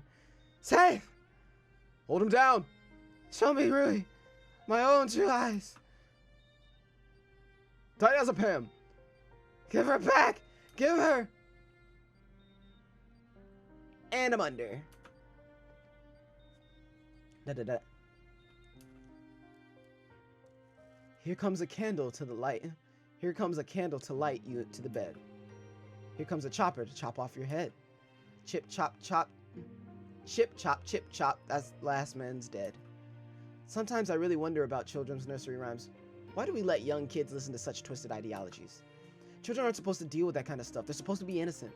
Supposed to be innocent. Jack and Jill went up the hill to fetch a pail of water. Jack fell down. My world suddenly feels warm. What is that? What is that? Why is that happening? I suddenly get the impression that I'm awake. I think someone's holding my hand. The tips of my fingers feel warm, like they're being cradled in a loving palm. Everything else is blinding light that drills into the back of my eyes. Home is here. Home. Finally got to visit you. I'm sorry for the wait. I had to go through therapy sessions to start talking again. I know that the whole thing's over thanks to you, but whenever I close my eyes, Well, I guess I'm really thankful that the doctors could help me. I just hope that'll be the same for you. Well, I'll let you rest up. You'll need a lot of it. Oh, and this whole thing? Doctors say I'll be out in a week. Apparently it's all in my head. It's apparently all in my head. Honestly though, a wheelchair's not that bad. I feel kind of like royalty. You know how they had those what are they called? Sedans? And they got carried around all the time? I guess it feels like that. Oh, and Yama, I love I love laughing at your grades. So hurry up and get well, dummy. I dream a little longer. My dreams are softer now, a little more delicate. Like lace instead of sandpaper. Oh. I see a young kid grasping for the hand of his older sister. In another world, the kid grows up to be more confident, more assured. He learns how to deal with bullies so that he won't bother his sister. He learns how to study hard and makes friends and plays soccer like all the boys his age. He doesn't withdraw, lost in his room. He doesn't keep to himself on the playground. He's a happy young boy who turns into a happy teenager. He goes to the prestigious middle school in the area, the academy, to follow his sister's footsteps. Because his family never left the city. His family never fled to a suburban little town 3 hours away from Isamu. His family stayed because in this other world, there was never an event that had to do with a bus, a blizzard, a loose tread, and a frozen river. So the young boy also stayed. Maybe he meets a lively orange-haired young girl at his middle school. Maybe he befriends her because she's lovable, bright, and impossible to dislike. Or maybe he doesn't. Maybe he falls in with a different crowd. A sea of faces that play soccer and grab ramen on snowy days and study in the library when it's raining. Either way, he flourishes, loves his life, maybe dates once or twice. He studies hard for college entrance exams and passes the classes with flying colors in the other world. He makes it into the university of his dreams. He studies something that he loves, graduates, finds a girl, get married. Maybe she has already hair, or maybe she doesn't. He finds a good job. He has kids. Smiles like an idiot when his daughter wraps her fingers around his pinky. He'll name her after his sister, the one who's alive and well, who married a decent guy and had kids of her own. Then that boy, who turned into a teenager, who turned into a man, will wake up one day and he'll be happy. He'll be whole, and he'll be wondering if this was all there was to life. My eyes peel open sluggishly. I'm actually kind of tearing up a bit. This shit's hitting. This shit's hitting! My eyes peel open, sluggish, like they haven't done so for a decade. My muscles feel weak and lifeless, stupid, spindled slugs on a sidewalk. My throat's dry and my head is smarting. So looks like I'm in the hospital. I notice that a nurse is at my bedside, filling with the IV drip on the table. She seems tired. Drawn eyes? Tight frown? I clear my throat to get her attention. Excuse me. The words eject in a queasy croak. The nurse jumps at the raw noise, but relaxes when she notices me. Oh, wonderful, you're awake. Her voice is chipper, but I notice how she eyes me with caution, like I'll lunge out of bed and strangle her if she makes any sudden move. Do you remember your name? Yama Ishimoto. Good. Do you remember how you got here? By ambulance, I'd assume? I wheeze and drive laughter. Everything seems funny. The nurse eyes me for a minute, then presses the intercom. Doctor, the patient's awake. Can you speak with him? They give me a basic physical exam, followed by physical inventory. I give all the answers I think correct and expect my imminent release. I'm ready to get back to my life. Instead, they take me to a room with a plush couch and a contemporary lamp. There, a man sits in an armchair and he tries to tell me about my life. Therapy. I've been through it so many times. It's gotten quite old over the years. I'm so familiar with the proceedings that I resign myself to playing mind games with the therapist. Can I predict before he asks? Can I redirect his questions? But it's not such a smooth and humorous process. Therapy makes me recall everything. Breaking limbs with a pipe. My own 2 hands. Driving myself insane. Stabbing someone in the gut. During the first session, I black out. They tell me later that I crumpled into a ball and refused to respond to anything until Rui came. Rui, now out of her wheelchair. She's been in the hospital for 2 months, she said. Rui holds my hand in the next session. I squeeze it until I'm afraid that I'll snap her fingers, just like I snapped those bones. She whispers, "You're innocent, don't worry. It was Ryota's fault, you were a victim." I still feel blood on my hands. Whenever the sessions are over, I go to the bathroom and wash my hands once, twice, 5 times over. It still runs slick and steady over my wrists and into my forearms when I exit the bathroom. I stop speaking for a few days. There's nothing to talk about. I have too many sounds to remember. Too much cacophony thrumming in the space between my ears. Sorry, I didn't know that word. I apologize, I'm dumb. Rui sits by me, feeds me when I have no strength to lift the spoon, pulls the covers to my chin like my mom should have done. She tells me stories, a princess and a knight, a detective and a bar singer, a celebrity and an unfortunate grocer. Some days I sit and hold her and watching her dance as she paints imagery canvases with her words. Speaking so much tires her out quickly. Sometimes she nods off in the middle of a sentence, so I lean my head on her shoulder and listen to the even rhythm of her breath. It's softer than the discord in my brain. Sometimes it lulls me to sleep too. Then comes the session where I remember everything, every last bit, and I lose consciousness again. They say that they found me standing on the hospital rooftop leaning against the banister with my arms spread wide, as if I was welcoming the city into the warm embrace. They instantly rushed me down, terrified that I'd try to kill myself.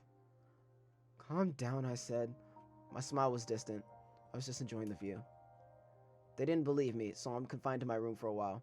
No one is allowed to see me except Rui. Not even my own parents.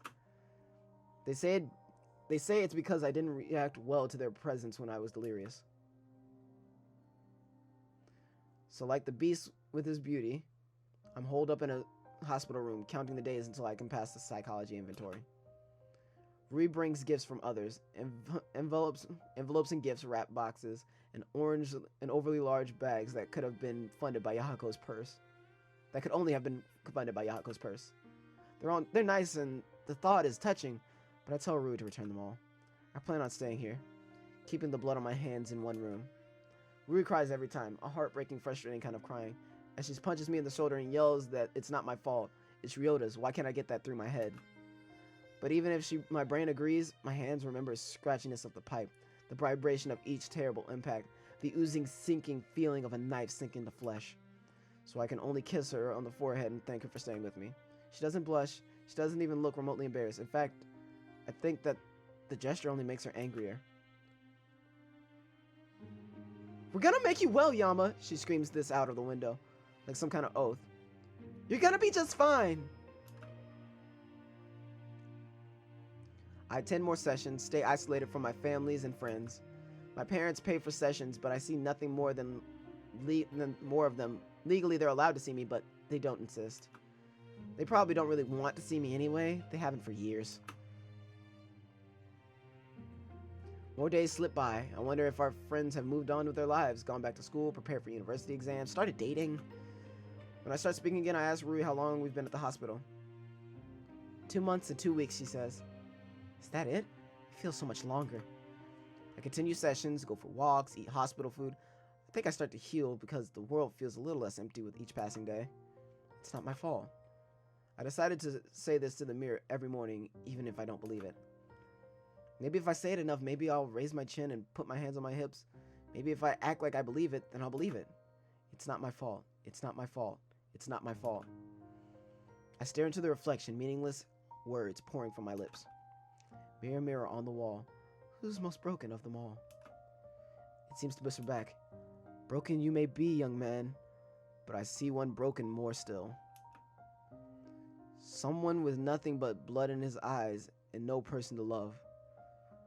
Someone who fell into darkness until one day, to ease his pain, he had suddenly become a serial killer. Mirror, mirror, couldn't I have just become that man myself? In another world, a boy damaged by an accident, growing up alone and reserved with nothing but the shadows as his constant companion. That boy could grow up into a twisted teenager who could have grown into a twisted man. But I think I understand. None of that happened. What more do I need to worry about? Maybe I disfigured an innocent student. Maybe I stabbed a human being. Maybe I took part in a nightmare that never should have been dreamt. But in this world, in these circumstances, I'm not a twisted, lonely little boy. I grew up showered with love, surrounded by friends, given an ordinary school life. The me standing here and now wouldn't voluntarily lift a pipe or a knife to hurt somebody without purpose. Because I'm not anyone else. Eventually, I stopped talking to my reflection. I stopped washing my hands every half hour. I feel at peace, I think. At the very least, I stopped blacking out. Rui says that it's been 3 months since our hospitalization. Isamu's now deep in hold in summer, with a blazing July sun and humid forest wind. School is probably back in season.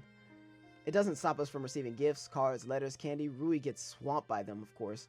Surprisingly, even I receive a few. This time, I return them for a different reason. Not because I plan on cutting off outer contact, but because I plan on seeing them in person. The both of us go through more psychological tests. This time, they seem happy with our responses, because they finally opened the doors. I don't expect visitors, to be honest. Although I'm no longer bedridden after talking walks around the hospital wing, I expect that the others have gone on with their lives. 3 months is a long time in a hurried pace of a student. But to my surprise, the moment that the hospital lifts my quarantine, 2 figures race into the room in a blur. Minion! It's Yahiko and Masato dressed in their school uniform.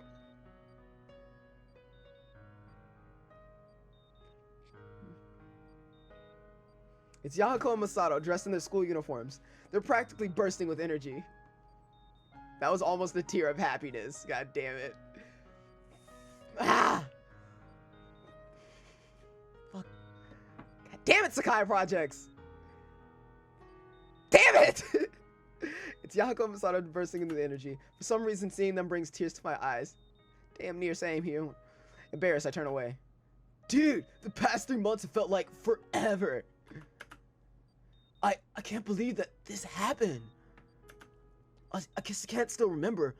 You didn't come back to school the other day, and no one knew where you were, and Rui wasn't talking about you. Then suddenly, no one could find Rui, and no one could find you, and... A hint of this mask comes crumbling down. For the first time, I see Yahiko's face twist into true pain. I was thinking that you guys would be gone, just like Haru, Shoji, Akane. He grifts his teeth, shuddering. All I can do is awkwardly pat him on the shoulder. I've always known that each of Mr. Ryota's victims were connected to Yahiko, but for some reason I never actually considered what that had did to Yahiko. It's amazing, really. How could Yahiko even stay standing? How could he still smile, still laugh, even as people he knew were dying? I'd always looked at him of kind of weak and more than kind of stupid, but it would look like he's actually stronger than any of us. He was even right there as the scene of Soji's death, and saw him die with his own eyes. At the time, the scene looked suspicious, but now I think about it, It wasn't Yahako wasn't Yahako just trying to prevent a suicide? Wasn't that why I found Shoji in the river? I almost want to ask about it, but something tells me Yahako's had enough. Well, I'm okay, apparently. Yahako stills, his mouth turning into a forced smile. Yeah, I guess so. But still, I didn't do anything. What could you do? You didn't even know where we were. Yahako's eyes shift from side to side. He clears his throat. Masato's eyebrows tighten slightly, but he says nothing. Actually, Shigure called us. What? Well, I mean, technically, I guess it was after the fact, but still. We needed to know why you were hospitalized, so we kind of just piled on a bunch of questions.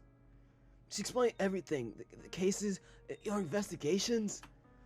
She said we deserve to know. Shigure told them? Why would Shigure tell them? It simply doesn't make sense. At the very least, she would be wasting her time. Beyond that, she'd be spilling confidential info with no clear purpose. So, well, we told Akira and Misaki, since Akira's the best friend of Rui, and Misaki knows you both. And Elizabeth ended up overhearing, and apparently Shigure had told Ari, we visited you a few times, but you either knocked out or you started thrashing around. And then they kicked us out entirely. So that's why they stayed so worried. That's why they were so persistent with the gifts. I guess it's not every day that one of your friends tries to fight a serial killer. A smile of gratitude tugs at my lips, and I feel a little warmer inside. They really cared a lot for us, didn't they? Thanks, Yahako. Yahako only nods mutely. I glance at Masato, only to find that he's still stewing. Come to think of it, he hasn't said a word. Masato? Damn it! Yahako and I jump at Masato's sudden exclamation. I'm slacking for dumber! The foot is dumber and dumber! I don't know why I feel like he needs to turn into like a Southern American when he's really not, but what? He quietly slightly speaking through gritted teeth. I was stupid blind. I didn't see nothing but myself. I'm real sorry, man. Wait, where's this coming from? Honestly, I'm just surprised to see him here. It wasn't fair to you, man. Was throwing a tantrum like a little hibaki. Saying all those words, not listening to you, is something only a shacking full dumber would do. Should have asked what was going on instead of assuming everything. Oh, his apology catches me off guard. Well, thanks, but he was right. Just after he had told me to be nice to Rui, I treated her like trash. Maybe he could sense it coming. Maybe he saw that something was wrong with me. Wait. Now that I'm paying more attention, I notice Masato's hair is damp. Not only that, but there's a faint smell of chlorine. Masato, were you just swimming? Huh? Well, yeah, I guess. Technically it's summer, and technically it's pretty normal to be swimming, but something churned slowly in my brain. Disused, but still keen. Well, you know, all you talk about is track. Yama's probably tired of hearing it by now. But I don't know. But I don't just run. I can swim too, and do basketball. Masato can swim. In fact, he can swim well. Masato's incredibly athletic. And the last person who I'd spoken to before I'd seen Shoji drowning in the river, before I almost drowned, had been Masato. He could have easily hauled Shoji and me to shore even if we were both hopeless at swimming. Odd, it was 3 months ago, but each memory feels as vivid as yesterday. Vibrant, full of life. Guess I should seize the moment. Did you save us? Save who now? Me and Shoji, from drowning 3 months ago. Oh. That's a definite yes. That's not like he'd forget saving 2 people from drowning, even if it was 3 months ago. Wait, you guys almost drowned? We didn't. Thanks, Masato. Yako's face twists for a moment. And for one terrible second, I think he's about to cry. And then... Did you see a mermaid? Da-da-da-da. Da-da-da-da. Now, my good minion, this is a very important question. You must answer. There was a mermaid, wasn't there? Beautiful, with long hair, and a voice that sounds like a really nice voice. To answer or not to answer? And why not? Well, she sung just like you. Really? She must have been amazing. It was definitely worthy of awe. I knew it! The hell are you saying, Yama? There wasn't no mermaid! What? The overdramatic gasp is punctuated with a very long silence. And then Masato snorts. I chuckle. Yahako giggles. And pretty soon the three of us are collapsed on the ground, flowing with uncontrollable laughter. My sides ache and my chest heaves, and every possible muscle on every possible limb is protesting with a sore ache. But it feels good. Like the stress is just melting out of my body. Finally, we pick ourselves up, bursting at our ears. Good to see you're still with us, man. Might want to take a rest, because there's a lot of people waiting to talk with you. You're almost as famous as I am. Wait, what? Later, man. Rest up, good minion. I'm putting you to work the moment you recover. Wait, what do you mean that I'm... But they've already skipped out of the room, leaving me completely bewildered. I wait for another visitor, but my door doesn't open again. Maybe people are coming later? It would be nice after talking with Masato and Yahako. Everything feels normal. Kind of like the world after being knocked off, of course. Not being knocked off, of course. Has found its bearings again. On your feet, soldier! I already know who this is! Yuck! Of course! Nailed it! I startle out of my beauty sleep to find Akira, Ari, and Elizabeth are seated in chairs next to my bed. For a moment, my groggy mind scrambles to piece together reality. Right, hospital, they must be visiting me. Oh hey, it actually worked! But he seems a bit disoriented. Well, we simply can't have that, now can we? Sick him, Ari! Huh? Or don't. Elizabeth clears her throat and arches an eyebrow in my direction. So, Yama Ishimoto. So, Elizabeth Oshiro. She suddenly lurches to her feet, glaring darkly at me. I want to know what the bloody hell you were thinking and when you decided to do something so balmy. Going to face a known serial killer alone, unarmed? What were you planning to do? Sneeze on him? Her chiding catches me off guard, but it doesn't grate on my nerves. It actually seems caring in the weirdest way. It is unavoidable. Yama is the protagonist. Someone knows the fourth wall. Precisely! It's exactly something that, say, the main character of a novel would do. Guys, you could have asked. You don't have to suck your own dick. I could have done that for you. I'm playing this game right now, aren't I? I could have done that for you. Come on now. Fallen Snow, I could have done that. Come the fuck on. No sucking your own dick. I got it, fam. Autofellatio over here. Well, this isn't a bloody novel. Is she right or wrong right now? Fuck it. Correct. It's a visual. I'm dead. I'm dead. I'm so far dead. You know what? I'm not even going to ask. Yeah, that one's even beyond me. I relax against my pillows. The energetic presence lights up the room. I hadn't realized how much I missed just being an ordinary kid hanging out with friends and getting ready to university until now. Right, ordinary life. Friends. I can just talk about normal stuff. Stupid stuff. I clear my throat awkwardly, struggling for words. So, how's school been? Wait. You're asking about school? Who are you and what have you done with Yama Ishimoto? Well, it's a welcome break from thinking about serial killers. Oh my god. You speak the truth. She turns to Elizabeth as if deferring to authority. Elizabeth smiles appreciatively. Well, the Academy's been fighting it off as long as possible, but they were finally forced to shut down just today, actually. The public scandal was too much for them to bribe off, apparently. The police are currently conducting an investigation to see how deep this murder scheme goes, and why it seems to center around Yahako Ikari. Before I can stop it, my brain automatically kicks into investigation mode. Have they found anything yet? Unfortunately, no. It's unusual, actually, how clean and tidy these killings are. There's no ties to any faculty, no apparent motive, no links to any accomplices, and Mr. Ryota has gone off his trolley from the moment he's been apprehended. Nothing he says makes any sense. I briefly recall a discussion about the Aztec gods and blood rituals. It seems so far away. Yeah, I'm not very surprised.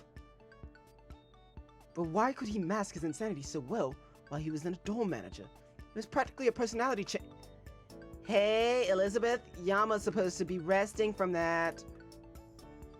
It's fine, Akira. This is important stuff. Nope, you need to rest. Rudy's orders.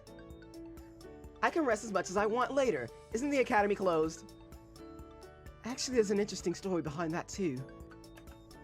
Akira expels an exasperated sigh, but I'm already honed in on Elizabeth's words. What do you mean? Don't you find it odd that there are no reporters hovering around? That you haven't received a single request for an interview? Maybe I'm not cute enough. Oh, for the love of... They haven't been around Rui's room either. Well, when she puts it that way, it's definitely suspicious. I would have thought that this kind of juicy scandal would draw reporters like carrion birds to a corpse. So there's no news coverage. They cover Mr. Ryota's killing spree and arrest, but there's nothing on the closure of the academy. It's as if the National News Network is simply ignoring the fact that it all happened at school. Wait, what? But the job of the news is to inform the people. One would hope, but in this case, there's not a peep from them. Sober silence falls over the room. No news for closing the academy. Come to think of it, the NNN used to cover the murders extensively, but I haven't seen much from them recently, or maybe that's just because I don't watch the news much. Well, we should get going. You need to rest up. She reaches out a hand as if to pat me on the shoulder, but suddenly withdraws it, looking away. Bye. She quickly runs out of the room. Elizabeth snorts, but her features eventually soften into, dare I say, admiration. Rescuing Rui was an admirable feat, Yama Ishimoto. Utterly batty perhaps, but admirable. With these parting words, she turns on one heel and strides away. Ari's the only one left, her gaze fixated on me, almost like she's examining an alien specimen. What is it? Nothing. Goodbye. And soon enough, my room is completely empty. That was unusual. I settled back into my blankets, turning over Elizabeth's news in my mind. No coverage? No buzz? Sure, the last thing I'd want is for a bunch of clamoring reporters to tear up the hospital, but it concerns me that such a big crime is essentially going uncovered. But why? It simply doesn't make sense. No sense at all. I wake up on my own this time. I fully expect the room to be vacant, to be accompanied only by the ticking of the clock, to be utterly silent, but instead I'm greeted with the sight of a girl seated in a chair beside me. Wait, not a girl. Woman. Shigure? She doesn't even look up from... Is that a book she's reading? No, files. Long files, apparently. Ah, Ishimoto, you're awake. Or sleep talking? Highly improbable. I smirk at that. Even Shigure seems to be smiling. So what brings you to my humble abode? Shouldn't you be working? Ryota has already been apprehended. I see no further need my presence in this precinct. What? Really? Shigure's eyebrows gives the barest twitch of irritation. Or is there more to that story? Like maybe, I don't know. They officially considered the case closed, so you're no longer granted access to the investigation? Bullseye. It's kind of strange. Aren't you the reason they managed to get Ryota in the first place? I expected her to explode into a fit of intricate insults, but instead she hunches over as if a large weight is bearing down on her shoulders. These are unusual movements in Isamu, Ishimoto. Something is stirring beneath the surface, something bigger than any of us could ever imagine. And I'm the chosen one, born to master the 5 elements and take down the ultimate evil in this world? Good Avatar reference. Absolutely not. Then maybe the shining sword of the chosen one? Oh please, at best you're a blunt arrow, sharper than the average rock, but only just... Ouch! Can you give me back the Shigure from 3 months ago? I liked her better. I'm afraid she will never make another appearance. But when she snaps the file shut, her smirk softens into a genuine smile. It is good that you do not die, Ishimoto. Although I am uncertain of its relevance, I told myself that as soon as you were coherent, I might relate the story to you. What's that supposed to mean? You may have noticed my certain unusual reaction to your phone call. I knew you wouldn't believe me. You never needed me as an assistant in the first place. I wouldn't have believed you. But you didn't even try. I would have believed you. I would. If you had just trusted, I would. I remember this conversation. Continue. Now that you mention it, I had never seen Shiguri that emotional. Not even when we ran into Natsuki. I really thought Natsuki had something more to do with this, TBH. Also, I am very interested to see how the fuck she plays into the rest of this shit, if we get information. Or is she just gonna be a Deus Ex? She just existed to give information to make the story catalyst. Nonetheless, I don't know. We'll find that out later on as we finish this shit, because we're doing that. For time's sake, as well as for your sake of your interest, I shall keep my tale short. Despite her confident start, she gives a marked pause before she continues. I get the feeling that she hasn't talked about her story very often. Somehow the idea makes me feel special. I was difficult to get along with in my youth. Only in your youth, I think automatically, but I keep my mouth shut. Most decided to keep their distance from me. As a method of coping, I kept the books. Into an occasional burst of ridiculous vocabulary, I guess. For the most part, the majority of my peers were insane and superficial. Losing their acquaintance was no losses. However, one day, a boy approached me. The very traits that others hated so much about me, he found fascinating. Huh? He became my truest friend over time. I have few memories apart from him. We decided to engage in matrimony as we studied in the university. After, of course, we found stable jobs. I finished my schooling within 2.5 years, at which point I began my detective agency. Wait, 2.5 years?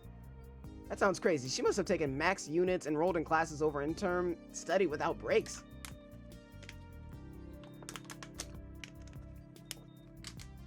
I continue to forget water's necessity. I dearly loved my field of study and greatly look forward to my field of work. Aside from the late nights, it was no difficulty. Somehow I find that hard to believe.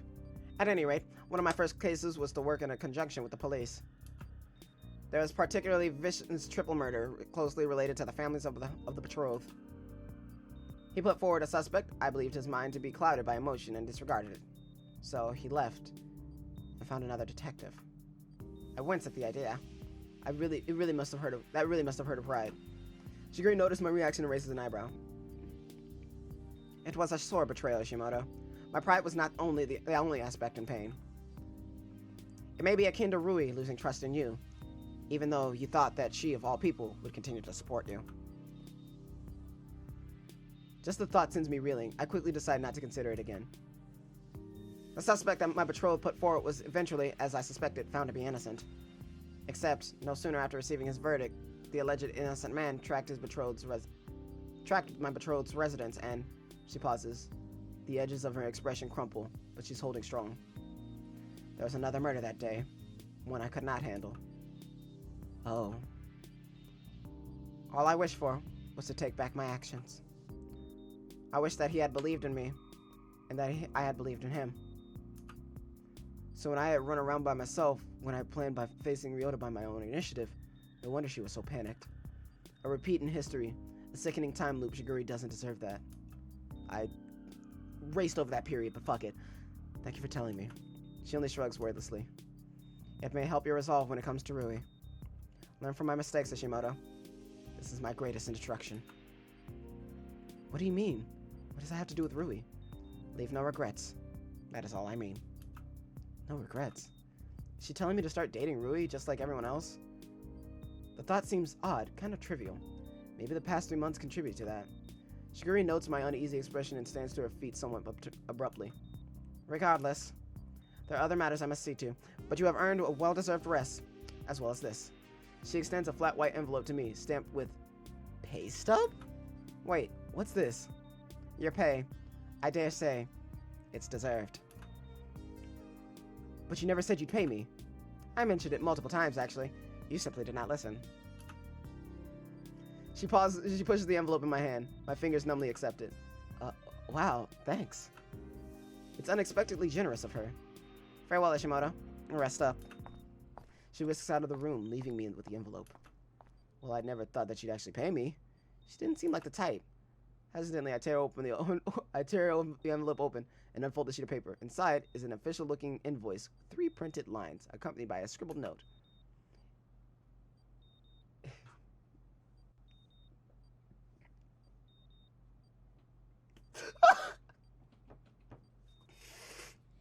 Income, 100,000 yen. Theme park tickets, 100,010 yen. Debt, 110,000 yen, sorry. Debt, 10,000 yen. However, as my magnanimity knows no bounds, I shall bewittingly waive your debt. S.E. Dot, dot, dot. Dot, dot, dot, dot. I already did the laughing part. We're not doing that again. I totally should have seen this coming.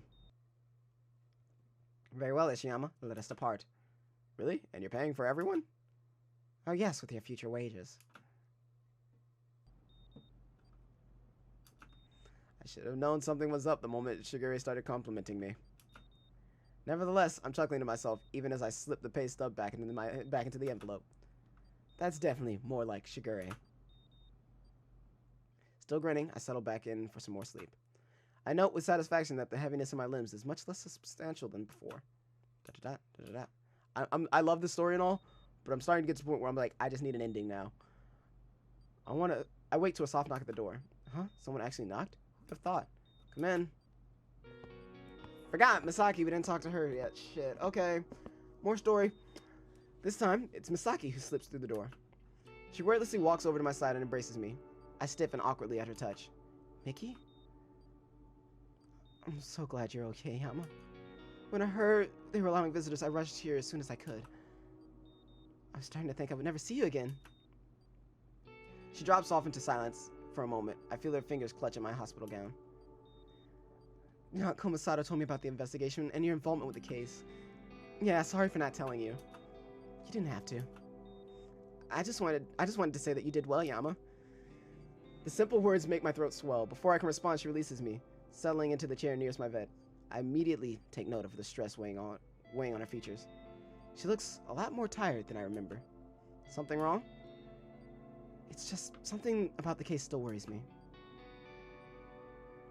Have you heard about the recent uproar and patter? Can't say that I have. Well, it seems the murders caused a political firestorm. People are angry at how the government handled the incident. Wait, why is the government getting backlash? Aren't the murders a local issue? Misaki shakes her head. After this re-election last week, Mayor Nori held a press conference. According to the reports, Mr. Yoda was an immigrant. Not many are happy that a foreigner was able to murder innocent civilians within their borders, so the mayor blamed Japan's government for granting amnesty to undocumented workers to compensate for the financial crash in 2007. He even proposed for Isamu to break away from this country's incompetence by becoming an independent state. I can only remain stunned in silence at this revelation. Mayor Inori is using the murders as a political platform. With all the attention revolving around Ryota, why is the Academy being excluded from the media? Do you know if they mentioned the Academy at all? They haven't. That's what worries me the most. It's almost as if she trails off, seemingly lost in thought. As if what?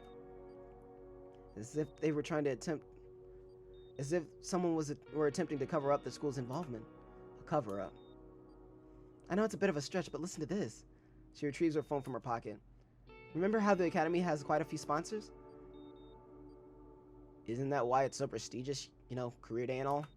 Exactly. So I figure, why were they afraid of people knowing that they were affiliated with the school who hired a murderer? Then how were they able to censor the media? That I still don't know. She says this dejectedly, sinking into her seat. Yama, yeah? Aren't you angry? Angry?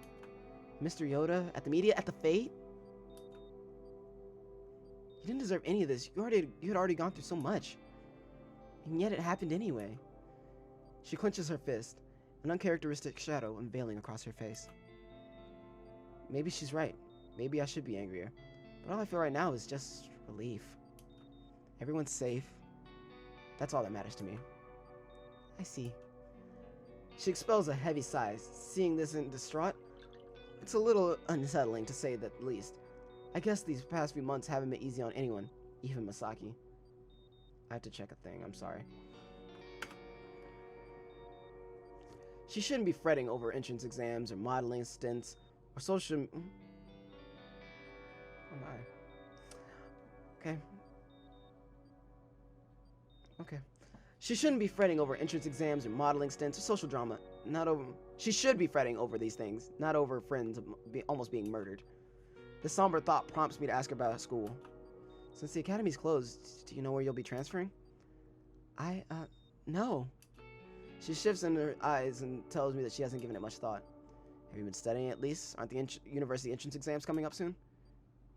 Who are you, my teacher? I'll take that as a no. School hasn't been my top priority lately. It never has been, to be honest. So you're not worried about getting into university? Not really. Now that I think about it, she never explicitly said so she was planning to attend. So what are you doing after high school? The words slip from my mouth before I'm able to grasp what I just said. How ironic, I never expected to be the one asking this question. I don't know. What about modeling? As much as I enjoy it, I don't think I'm fit for it. Why not? I thought you loved your job. I do, but... She averts her gaze, twirling her phone between her fingertips. I went into this business for the wrong reason. I thought it was an opportunity to experience something new, you know? I thought it would be easy. But it's not, and I can't cope with the stress. I can't focus. I'm always irritable. Tell me what company would want someone like that. Mickey, you're not. But it's true, Yama. You've seen it. I never really think these things through. I just don't know what to do anymore. As strange as it seems, Misaki seems genuinely concerned. I take a moment to really consider her situation. Misaki, I know, couldn't care less about failing as long as she had fun doing what she wanted. That's all that mattered to her. If you really love being a model, then keep doing it. If you lose interest in that, then you could always try something else. For a moment, Misaki's expression is unreadable. I'm afraid I've said something extremely cheesy, but she flashes me a bright smile. Wise words from an old man. But she's a year older than me. Thank you, Yama. Don't mention it. For some reason, the sincerity in her voice flushes me. Usually, she's the one giving me these types of pep talks. I suppose I should let you rest. I still need to speak with Rui. I'm sure you'll be alright. Yeah, thanks for stopping by, Mickey. Of course. Rest well, Yama. After flashing one last smile, she strides out the door. It was surprising to see Misaki so anxious, but then again, it's only natural considering everything that's happened. The academy is being excluded from the media. The citizens are fed up with the government. Mayor Nori is calling for sovereignty. It seems change is imminent for Samu. The fact that the murders have garnered so much attention on the scale still boggles my mind. Not wanting to dwell on it for too long, I force myself to clear my head. I can think more on this later. For now, I should focus on the people around me. That's probably all I can do. The next visitor comes around an hour after Misaki. She's dressed in her school uniform just like an ordinary student going to an ordinary school, ready to face another long day of ordinary classes and ordinary teachers. The sight is so ordinary that it makes my throat sore. After these past 3 months, after remembering how she dragged me through therapy, after all that she's been through, just looking at her makes me hopeful with life will one day return to normal. She kicks back in the chair by my bed, and face shining with a typical grin. Morning, lazy head. Morning, what's with the uniform? I don't know. I kind of missed it after a while. Come again? It's not all that bad. I mean, being forced to wear it kind of sucks, but when you don't have to wear it anymore, it feels weird. Like, hey, I'm still a second year. I still have another 365 days before I become an old foggy. I flick her in the forehead with a mocking frown. Who are you calling an old foggy? Who do you think? Are you sure you want to stick with that statement? What's that supposed to mean? You know, being an old foggy is a pretty good life. I get killer discounts, I don't have to work, I have a free pass to say any offensive thing I want. Oh no, on second thought, never mind. Too late now, I have old person privileges. Heaven help us all.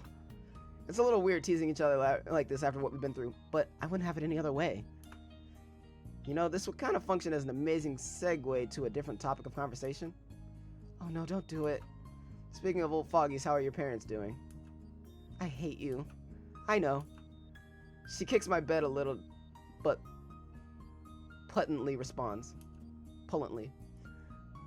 They've been visiting over the past few months. They couldn't come in here though because, you know, because I was isolated, because I was unstable. But I could leave to talk with them at any time. They're really thankful.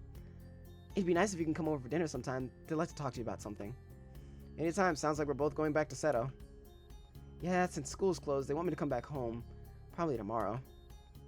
They visited us earlier. You didn't see them? No, I was probably sleeping. Maybe. Did something happen?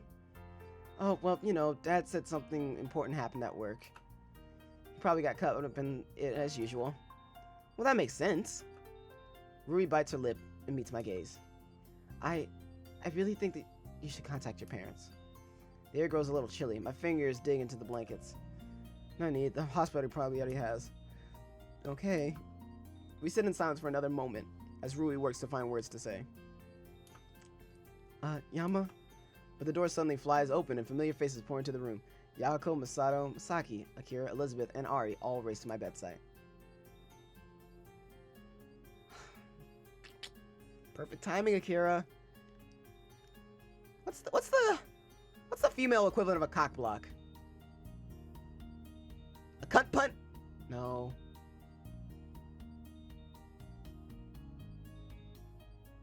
I'm gonna have to think on this one. Up, Madam Coach. You are hereby acquitted of all crimes. What? I think she means you're allowed to leave the hospital. And the doctors told you guys this, not me. Come on, man. Only a pansy sits around and twiddles his thumbs when there's work to be done. In other words, you got tired of waiting. Well, technically, my good minion, Yama is officially released, all due to my considerable influence. Uh-huh, I'm sure. Actually, the scary thing is, he's probably telling the truth. I'll really need to ask him about, well, everything, eventually. Hey, get up already. Elizabeth suddenly seizes my arms and pulls me out of bed, shoving a handful of clothes in my face. Get dressed. We've something to show you. The others smile excitedly, poised on the tips of their toes. Rui grins encouragingly. Lead the way. After giving me a few minutes to change into spare uniform, we check out the hospital and clamber into the limousine, supposedly paid for by Yako. The group's in the chatty mood as we wind down to the streets of familiar shopping complex, the academy. Laughter, jokes, and teasing chase the tension in the air. Chase away the tension in the air. We stop in front of Café de la Plaire, where Yahiko bounds up to the door and opens it with flourish. Huh, déjà vu. After you all, my good minions. I'm floored as we step through the door. Colorful streamers and balloons are plastered around the cafe, decorated letters proclaiming "Welcome back, heroes" hanging from the ceiling. It's a stark contrast from the slick and sophisticated furnishing, but it doesn't stop my gratitude. This is for us? I certainly don't see anyone else. You guys. Rui covers her face with her hands. I just... Thank you. It was nothing. Just a couple balloons and streamers. I wanted to rent a dragon, but Elizabeth said that it'd be a fire hazard. Not to mention the minor problem that dragons don't exist anymore. Hey, did forget who's paying for all this? Praise me, praise me. Wow, to think that he would actually say that out loud. Thank you for your generosity. Elizabeth says these words plainly and honestly. Could they actually be getting along? But of course, milady, this is pocket change in comparison to the Ikari family treasury. Oh, Lord Jesus, how much money does this nigga have? Elizabeth's good mood quickly falters, but Masaki's eyes light up in realization. Pocket change? Ikari's wealth is insurmountable, lovely maiden. Truly, your generosity is unimaginable. How kind your spirit is to provide our lowly company with a bountiful feast of refreshments. Huh? Wait, refreshments? Ah, yes, so you agree. The hospitality of an Ikari is beyond measure. I shall make certain that all of our followers learn of this. All your followers? Okay, Mickey, that's just evil. That's just amazing, and I'm okay with it. I believe the 8 orders of high tea will be suffice for our party. High tea? Now time to write that, Pat. This is beginning to feel like extortion. Okay, 8 orders of high tea coming right up. The poor soul. I watch with sympathy as he slides over to the counter, attempting to flirt with the server for a discount. Meanwhile, Akira and Elizabeth have dragged 3 tables together and arranged 8 chairs in an even eclipse. Have a seat. Have a seat. We have something special planned. Even more than all this? Ha! You didn't think we'd just drag your asses all the way out here to drink some plant water, did you? Elizabeth seems fairly offended at this disparagement of her beloved tea, but remains silent as Masato flings something out of his black pack. Ta-da! A heavy, ragged binder lands squarely in the center of the table, stuffed to the brim with stacks of paper. A binder. Ooh, the last time I saw one of those was during the Edo period. It ain't that old. We're all surprised when Ari suddenly snatches the binder, flipping through it like a madman. She smiles the closest thing I've ever seen to a broad smile from her. It's an RP. Yeah? Can I be GM? Her eyes are almost shining. I've never seen her so happy before. Well, sure, I was gonna do it, if no one on it, but... I want to. Huh, role-playing. Who would have thought? I didn't know you liked board games, Masato. What? This ain't a board game. This is an artifact of story creation that weaves intricate tales of a hero's development. Me and the boys at home played it all the time. Little Baki had to be healer, though, because he couldn't sustain a good pounding. I had an ominous feeling about this. How exactly did you play RPGs? Acted it out, of course. How was I supposed to play them? Oh boy. Who needs dice anyway? This way, it's all down to skill. No, dice are imperative. This firm word from Ari shocks us into a brief silence. Dice are pansy! Da-da-da. Da-da-da. Da-da-da. Well, hey, you're GM. That was frightening. For a moment, I swear that Ari was radiating a death aura. It might be best to get on her good side. Really? It's almost like she's directing this story or some shit. So what should we do first? You must create a character. Wait. I must develop a ward. I must develop a ward lord. Ari narrows her eyes in concentration for a brief moment. Steampunk setting. You are in Eagle Metropolis, a bustling city where clockwork machinery sees your needs and humans find ways to reach the heavens. Your fortunes are blessed, placing you squarely in the middle class. The metropolis is enlightened and thriving. Of this, you are grateful. Please choose one of the following classes. The Knight, a powerful yet cumbersome fighting type. The Heister, a rogue of sly mind and wit with nimble feet and fingers. The Alchemist, a master of magical artifacts and elements with scientific twists. The Doctor, a knowledgeable cleric. Da-da-da-da. Generally for the girls. The Musketeer, a champion of firearms. The Engineer, an inquisitive innovator of ingenious inventions. The Entertainer, vulnerable to battle but charming and convincing. Wait, did she really come up with that in just 5 seconds? Wow, that sounds like fun. I don't know what to pick. Ain't it obvious? There's only one good class. There we go. Time for Mercenary Masato, the unbelievable fighter. The Doctor. Y'all are surprised by that too, right? Just so we're on the same page. Wait, what? Masato, you know the Doctor's a healing type, right? What? You think I'm an idiot?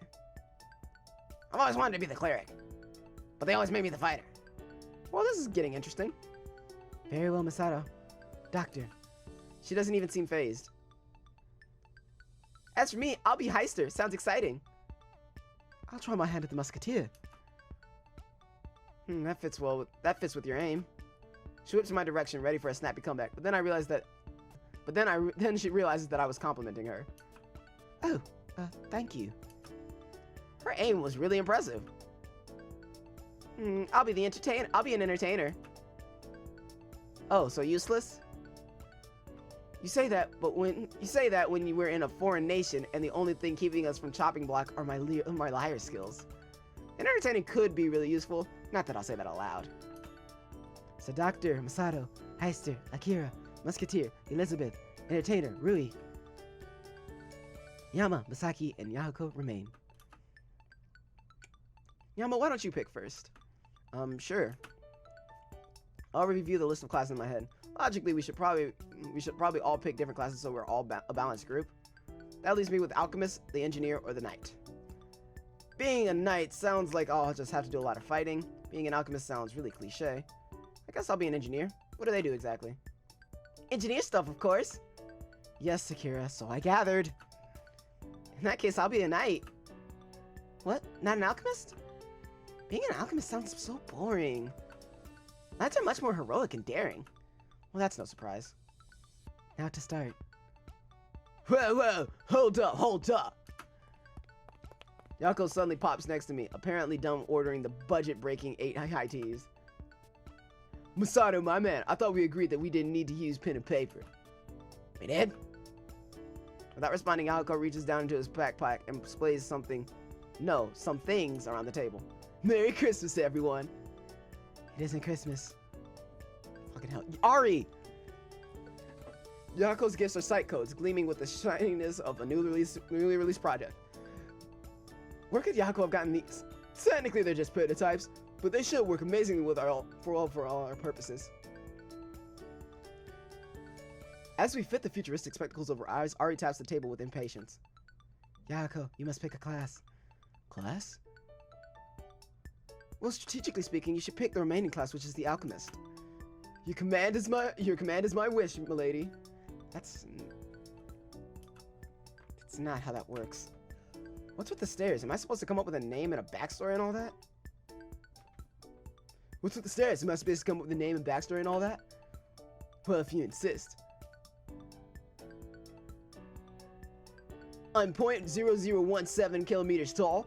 Eyes are blue and an Egyptian oasis. As an Egyptian oasis, I was crafted by angels and fell from the heavens. My clothing is skin tight, which helps pronounce my amazing figure. I didn't have to cut that, just so y'all know. The game realized that was bullshit. What strikes you speechless, good minions? My dashing good looks. That's not exactly how I would put it. Hey, I have a great idea. Why don't we get started, Ari? Thank you, Rui.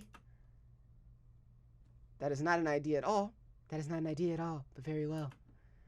Our very literal GM proceeds to close her eyes, speaking in a soft rolling tone reminiscent of most skilled storytellers. There's more story in this game than I thought, even after you've beaten the bad guy. So I'm not gonna lie, I have to do things. So I have to cut it here. Which means, again, there's gonna be another episode of Lucid9. Quite the finale, right? Well, I mean, we got to the good ending. We're in the good ending now, so now anything that we pick is completely on us. But I think that they also let us choose a girl in the end, of course, because visual novels. So I of course want to know who you guys think is best girl. I need to know. I really do. I need to know so I need to know to pick. I didn't think I was going to be doing this another week, but apparently I am. So I'm not mad. I did think that I was going to be able to wrap it up this one, but apparently not. I like the story that's going on, but I'm also very interested just to see what happens.